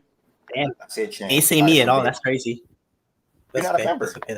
I said Jordan. How am I not a member? I just gotta subscribe, don't I? Join the community. It's like an actual community. It's like a subscription, like a month-to-month. Oh, subscription. shit. Okay. Yeah. Y'all gotta, is it this you join gotta button? share that Wait, is again. it this join button next to subscribe? That's it. You're on your computer. That join button is the member. Hit join. You will see the membership thing. You must be on the computer. You on the computer? Oh, okay. Yeah. So okay. if you want a computer, that's how you become a member, y'all. There's level 1, 2, 3, etc.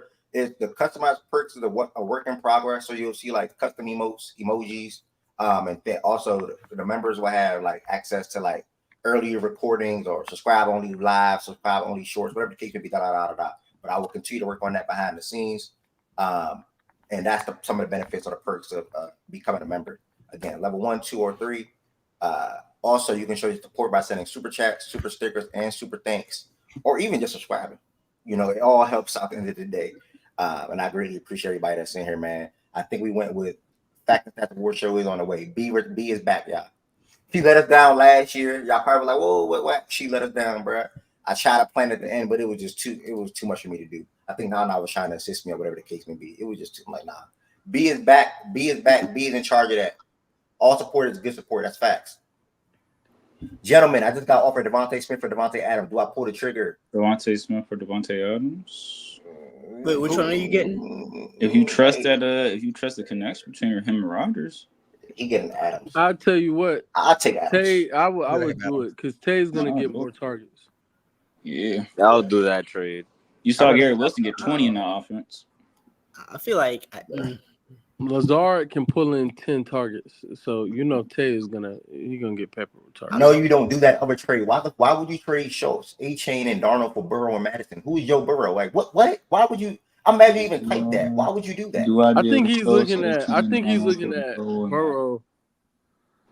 Is it Madison's not worth much to me. You don't move A-Chain. It's a super flex. He got to look at it. Burrow and Madison don't really move the needle as much. Like you got Schultz and A-Chain and Darnold. A-Chain plays in a division that can't stop the run, and you literally got Darnold who plays in a division that they can pass the ball. Like he's on the face of Lions twice in one season, so that's you can get at least 200 passing yards off those games. Then plus that schedule is easy for him to pass the ball on. You got Jettis. I will say A-Chain and Schultz don't move me. I'm like A-Chain the first 2 weeks. Oh, for you out of A-Chain? The first 2 weeks. I think with no Tua, A-Chain is only gonna be good with Tua because to me, I agree. Yeah. Like he's a home run runner. This is why I stayed away from him. Granted, he ran all over the Bills. He looked like a true back against the Bills, but every other for the bulk of his career, granted, it's only been 2 years, and he's been injured throughout his career in terms of not playing consistently for a whole season. But again, in his tenure, between the tackles being someone you could bank on, I don't think A-Chain has shown that. I think he's shown I'm a home run hitter, so I get that explosive run, and that helps my overall average yards per touch and shit like that. But look at the weeks with no Tua. Yeah, I was sticking on that from a Tua standpoint. Man, Zamir, stop bluffing, man. Become a member, man. Stop bluffing. Become a member. Oh, you would not. I feel that now, Rob. Yeah, I definitely feel that. If it's super flex, I would take it. If it's not super flex, no way. By Tua coming back, niggas can't crowd the box no more. So that's why I'm saying you definitely keep A-Chain. And Madison and that, I mean, if you want to deal with Aiden McConnell trying to get DCs to ease up on the box, go ahead. But I'll just stay right where I'm at with what you got, honestly. Facts. I agree. Let me say this power ranking. This was fun, smooth, and easy. Shout out to all the fellas. No funny. We didn't get any ladies up here today, but shout out to all the fellas. No funny that took part in this list today. I feel like we didn't really have it was good. We dove into a conversation at 11. Eagles did go from 12 to 14. That's something to look at. 49ers and Steelers were not ranked last week. They're ranked this week. Broncos and Cowboys are ranked last week. They're not ranked now, or Seahawks. So that's why we got that shuffling between 11 through 15. I think they're all in the same ballpark anyway. Well, 11 through 14 is in the same ballpark anyway. So, yeah, man, that's pretty much all I got to say about it. Do y'all think they're ready to listen offer for Max now? They listen, but it'd be a steep price. It has to be a haul or something good. It has to be something that's going to help the franchise in the future. Because I mean, you got them to that deal. There's no point in training for like a third, and you just sitting there. Not that. I don't think they shop them. I think they listen. Yeah. They don't want to shop him, and he don't want to leave either. So, like I said earlier, I think this is where the business side come up, where you face reality. They don't want to trade him. He don't want to leave Las Vegas. But if you know you can recoup on a second, a third, fourth, whatever the case may be, 2 draft picks, say 2 top 4 picks, right? 2 top 4 round picks, say a second and a fourth. Why would you turn that down when you're going in a rebuild direction anyway? That's how I look at it. I mean, so But he can be part of the going full rebuild. You rebuild gotta though? look at it. say that again. You think they're going full rebuild? I don't think so. I mean, who do they have? They have a high pick. They land a quarterback, or they can like get a better than Minshew quarterback. I mean, I don't know. I don't think that. I don't think. Okay, so let's say this. Say they want. Well, some people feel like they want Shador, right? Say they get Shador. Now, who are their pass catchers? Brock Bowers, Myers, and, like they got. Well, I can't speak on Myers because I don't know what the fuck's going on with his personal situation. No, Jacoby. Not Michael Mayer. All right. No. As much as it sounds good, they have not two good tight They got a ends. tight end, Michael. Yeah, Michael. They have a good wide I'm talking receiver. I'm talking about Jacoby Myers, the wide receiver. I assume they should have some sort of money freeing up. I don't know. Like, I don't think that roster is enough to completely rebuild. But what's their defense though? Like, what's their secondary? Yeah, who's the corners though? They still got Wilkins. They still got Crosby, right? Their secondary, they still got to tune up. They drafted some guys. They just ain't panned out yet. I don't know. Like to me, it's easier to bounce. Okay, back so Jada, Uh-huh. Jada, say they get a good rookie quarterback, a good young quarterback, whatever the case may be. Say that's Shador, say that's Cam Ward, whoever. Do you think they're a good football team?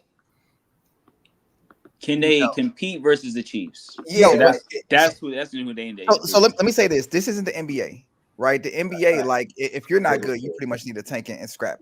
The NFL, you see turnarounds pretty decently. Like, I don't think that they are at like a Patriots level roster, or what the Panthers Patriots have a better roster than the Raiders. Am I tripping? do. The Patriots have a better defense. They have better defensive guys, if I'm not mistaken. Yeah. And then they have a better running back. I'd rather have Christian Wilkins and Max Crosby than anything they have on defense. I'm finna say they D line is. I don't think they D line is the same as the Raiders. And I like Gonzalez, but come on. But Gonzo will be cornerback 1 over there on the Raiders. That's without a doubt. I'd rather have Brock Bowers than anything they have on offense. I mean, but then you got to look at Okay. Patriots defense on like what they giving up to per week though. It doesn't. It's not pretty.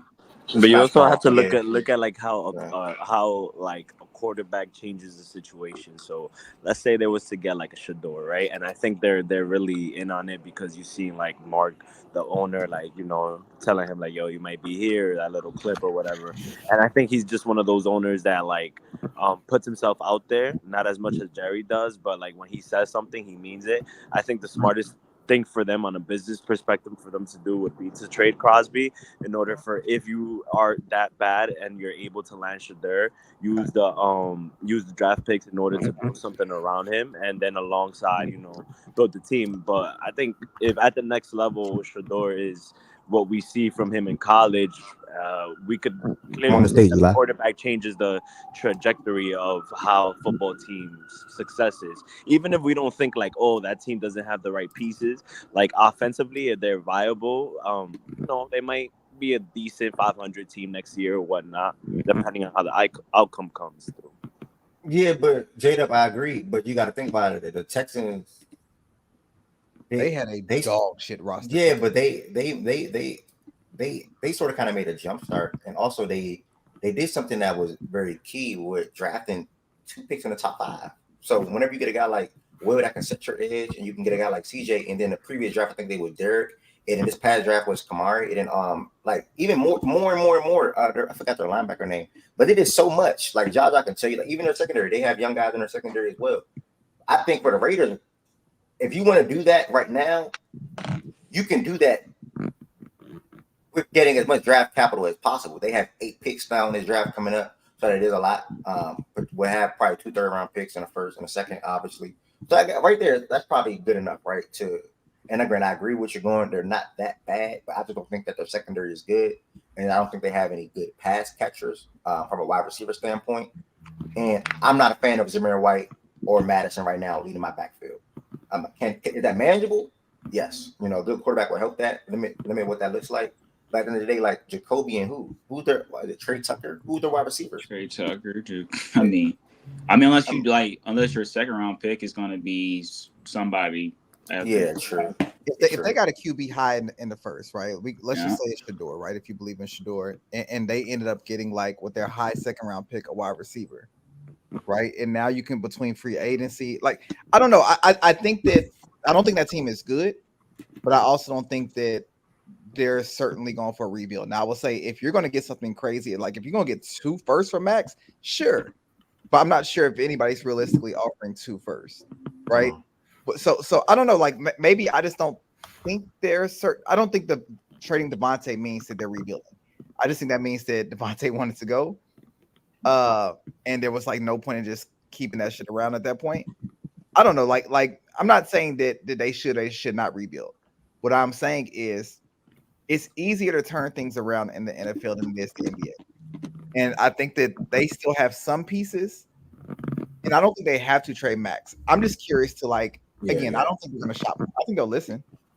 They gotta one thing they have to improve is run D though. Like they are 24th in the league in run defense. So that's one of the biggest concerns. They have to do that. Then plus like they're 18th in sacks. They only got 14 sacks on the season. I kind of want to see how they look when Wilkins is actually healthy. I mean, I think their defense, Max Crosby, Wilkins, Spillane, then they have a couple like decent young linebackers who haven't really like flourished yet. I think Hobbs is okay. I think he's better at the line than he is in coverage. Like they have some pieces there. Again, I'm not advocating for either one. I just don't think trading Devontae means they're going to rebuild all the way. No, I think people were trying to see about Crosby. That was the thing. Like, would they move Crosby and just start to rebuild? They'll listen. But if not now, then when? Because they already traded. It started this Rolling Stone came in the sense of like them trading first away when they got rid of Carr, and then Devontae was on please. Now you got rid of Devontae, and it's like we already seen enough of Aiden Minshew. Not it. So if not now, then when? Like, what are you gonna do? Like, I feel like. Honestly, they should. And even before that, this started with the Jay Gruden shit. It's already been 5-6 years of mediocrity, especially since they moved. Let me ask you a question. If they somehow were able to have gotten Jaden Daniels, this is a completely different conversation, right? Oh yeah, 100%. I agree with you there. But that's what I'm saying. I think if not now, then when? Because if you look at this draft, right, and you're banking on the quarterbacks that like a Cam, like a Shador, like who's gonna be there, and do you think we could bring him in and offense like he's gonna have an instant impact like we've seen these 2 quarterbacks back-to-back years last year, CJ this year, and Jaden have that kind of effect going into your team? I think if not now, then when? It's you're offloading. How much is Crosby's contract? Well, he has 2-3 years left. Didn't he just sign like a big extension or something like that? So you're offloading some type of money or whatever the case may be. You're getting money back. You're getting younger. You're building towards the future. Like you said, if you draft like a Shador, like whatever in the first round, If they draft Shador, got a cornerback at the top of the second, and somehow like sign T. Higgins. You're making good points. I ain't gonna lie. Like you see, those are good roster fillers, and that's a good perspective to look at in terms of projecting of what a team construction for a rebuilding process would look like. That's why I say if not now, then when. I think this is a good class coming along with these 2-3 quarterbacks that maybe or even if they have somebody else, depending on their scouting. Honestly, we talking about them rebuilding, but they're sitting here at 2-4. I don't think it's a rebuild. I think it's honestly just. They just regular. They're not even like. But what are they gonna put on the field? Like we already know what you're gonna get. It's just like they might as well just keep the season as it is because they're not performing. They only got 2 wins on the year and they only got 4 losses. So it's not no rebuild. This is just them being. Is that real? Is that real? Hold on, is that real? I ain't getting no underdog update. Hold on, we're the underdog. Hold on. Oh, Is that confirmed? It's confirmed. Hope he catches the ball. Oh shit! Hope he catches the ball. Damn. Oh shit! That's a needle mover. That's a good ass move, bro. Hope he catches the ball. That's the only thing. Hope he stay healthy. Bro, that's a good move, bro. Damn. Where y'all seen that at? Underdog and just all over. I think you might have to go like Schefter or probably a Raptor. Schefter or Raptor and get it. Either one. Underdog just confirm it. They just put it out. Yeah, no, I see it. some NFL account, Ari. Bro, he's gonna be My good. Sports He's Hub. gonna be good for Yeah, them. Ari's trust you too. Yeah, I'm finna Ari. He's gonna be good for them. I'm not gonna lie. He's gonna be Good good. target guy. Yep. Yeah. So now man, they got some type of a one. Great Okay. fantasy. Wizard, I was done off him too, bro. But I got him in my other league, and I'm happy now. So I'm cool. Hopefully he pops. I know I'm Miami lacking wide was like, receiver. what the fuck? Damn, So Judy is wide receiver 1. man, that shit nasty. So do the Browns? Are the Browns gonna just sell shop? That's what we really need to They look did at. that the week with Nick Chubb coming back. That shit Yeah, that's nasty what we over need there, to look bro. at. Are the Browns gonna blow it up? Honestly, The Browns probably are gonna blow it up. yeah, because they are listing offers They for. can't blow up that quarterback. He already blown up. Shit. I mean, you can get Jameson that motherfucker. You might And as well. probably draft. Honestly, they're Probably. gonna keep rolling him out now that Amari is gone. They're gonna keep rolling him out every weekend. Now they're not, bruh. This shit's gonna get even worse. They got players on the defense I'd call on. I call on JOK. I call Miles on Garrett. I call on Denzel Ward. They got Hey. guys. I call on Del Pitt. I'm going with Deontay Johnson for Denzel. What's it gonna take to get Miles Garrett out of there? Probably 2 firsts or Hold a on, couple Ari. seconds. I'm with Couple this seconds good or quick. first. This Amari stuff about to die real quick, and yeah, we just cut. Well, if you do start it, it's gonna The be Bills play again Sunday. They play the Yeah, they played this Sunday. Titans. Yeah, they played the Titans. So Amari's gonna debut then. I bet. I know. B, you I mean, funny dog. The Titans defense is nice. I gotta go look at them. Damn. Yeah, man. We're good move for the Bills. Good move for the Bills. All I can really say. Amari Cooper. Yeah, because the Bills were kind of mentioned they in the traded for Devontae Adams talks too. So Mm-hmm. Wait, we got Amari Cooper? Nice. Yes, sir. That's like a perfect wide receiver for them. Yeah, that's nice, bro. Shakir go be wide receiver too. Nice. Bruh, dog, We can- Shakir getting less coverage on top of that now too, and now you that's can have so Coleman nice. to properly develop. Bro, fuck, but no, but offense is gonna look good. I can't wait. Who we playing? The Titans? Oh yeah, they're a good defense too, bro. Yeah, they're a good defense. It'll be a nice game, man. Nice, bro. I'm happy, bro. I wanted him over Devontae anyway. I think Cooper fits well in their system, like better. So Over Devontae's crazy, but I mean, over Devontae, bro. It's just He's- better fit. he's- About the attitude issues too. Like we already, we've had enough attitude issues in these past couple years. So yeah. Thank you, Ms. Zach. Because niggas up here talking about that's a leader, bro. Like, That's bro, not a leader, bro. like, bro, we know who Devontae Adams who they really saying is. as a leader? You ain't heard at the beginning of the show? Niggas was saying that's a leader. That's a locker room change. culture shift. That's Who's no my culture Adams? shift. Jay, you funny as hell talking some pack full of above them. You a nut, dog. No funny. Oh my god. You a nut, dog. Is she with Bills Mafia? Bro, she's funny, bro. I thought she was a Chiefs supporter. Like you can't pick. You got to pick a side, Jay. You can't be rocking with the Chiefs and the Bills. No funny. That's not law. That's just you can't do that. That's like rocking with the Ravens and the Chiefs. Like, come on now. Amari's about to eat, bro. Bro. That still don't change. Like I said again, it's two sides of this shit, bro. That shit don't change nothing on that defense for the Bills. What you mean? It don't matter, bro. Our offense is good enough anyway. We don't got to worry about the defense like that.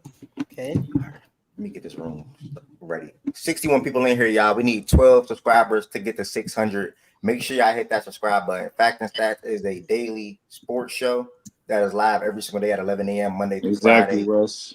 Sundays at 11 a.m. So really just a sports network. It's a sports show, it's a podcast, and it's a clothing brand. The website actually be back up this Thursday or Friday, but the website back up this week. So thank y'all for all the support. It means a lot. If you don't subscribe, make sure you hit that subscribe button. If you're already subscribed, make sure you like the video. Before I get out of here, not out of here, but before I stop this real quick, there are 4 different ways you can support Fact and Stats, guys. The first way you have to do on your desktop. You become a member of the Fact and Stats community on YouTube. You hit the join button on desktop. There are 3 different levels you can join as. All have different customized perks. Behind the scenes today, I'm working on emojis and emotes and things of that nature. Shout out to B. She's trying to assist me with that as well. You also can send super chats, super stickers, and super thanks. All support goes directly to me and the platform, obviously. So you also hit that subscribe button, like I was just saying. Next, real quick, if there's any NBA fans here, somebody just subscribed as well. Thank you so much, man. That means a lot to me. I'm gonna share the chair when I get to 1,000. I'm gonna share 2-tier. I'm gonna send multiple tiers when I get to 2,000, and then when I get to 5,000, I don't know what I'm gonna do. And when I get to 10,000, damn. But it's coming for sure. Make sure y'all continue to support. Thank y'all so much. The fourth way is the Cash Apping you. I gotta get you Chipotle. Oh, so you don't want a Chipotle gift card no more? Say less. I'm going to the pool. Now you go to the pool all the time. Now you go to the pool all of a sudden. One step at a time for sure. Everybody that's in here, there's 62 people in here. I'm pretty sure somebody new that's surfing YouTube. Again, Fact and Stats is a daily sports show that's live every day at 11 a.m. Monday through Sunday. Monday through Friday. I'm sorry. Saturdays are not mandatory, and this Sunday is probably not likely because of the concert that's coming up this weekend as well. So I don't know. I highly doubt I get up early and host a show at 8 a.m. So we'll see. But Monday through Friday for sure. Hit that subscribe button. Hit that subscribe button. 11 away from 600. Tell a friend about Facts and Stats. Also, now the biggest thing, anybody that wants to talk about NBA period, as far as NBA preseason, open talks in general, and also ranking top 10 small forwards for this upcoming season, that's going to shift to Playback. Playback is scrolling on the bottom of the screen. It's playback.tv/Facts and Stats. Playback.tv/Facts and Stats. That is another platform that I have a partnership with that allows me to host a show on a day-to-day basis. So we're going to talk about some preseason basketball a little bit and then jump right into somebody else subscribe today. Thank you so much. We got 590. Thank you. Truly appreciate it. We got 10 away from 600. We're going to hit Playback, talk about preseason basketball, I guess, and also ranking these small forwards. And then I have more what's next videos to drop today and within the next 3 days as well. So thank y'all, man. That's really all I can say. Just thank y'all. This is a blessing to be able to host a show on a day-to-day basis. It's a blessing to hear so many different people talk sports and also type in the chat about sports. I truly mean that, y'all. It is a blessing to see y'all in here. It means the world to me. And you know what's crazy is I can't wait to tell my story because most of y'all know what led me to hosting a show on a day-to-day basis, bro. Not saying this will sort of kind of go together. But if my mom never passed, I would probably still be doing a podcast route whenever would be even hosting a show on a day-to-day basis. That's what led me to hosting a show on a day-to-day basis. It helped ease my mind. Y'all helped me tremendously ease my mind because when I did the show, the passing was so fresh, probably like 6 months or something like that. So fresh, and y'all help ease my mind on a day-to-day basis. So thank y'all so much. I'm going to continue to grind. I'm going to continue to work. I'm going to continue to make progress, and I'm going to continue to wake up every day and do what I do to talk to y'all. So thank y'all so much. I was making a room, but I think she started the room. Did she start the room? Bro, you started it, bro. Oh, I'm sorry. I think she started it. No, you know what you did, bro. You know what you did, bro. You talking about with everybody, Joe?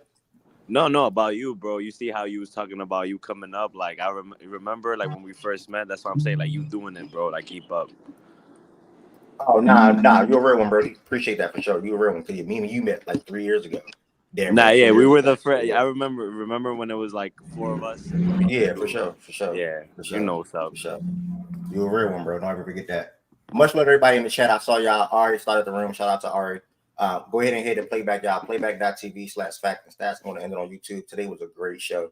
Don't forget to subscribe. Don't forget to tell a friend about Facts and Stats. And I'll talk basketball with y'all shortly.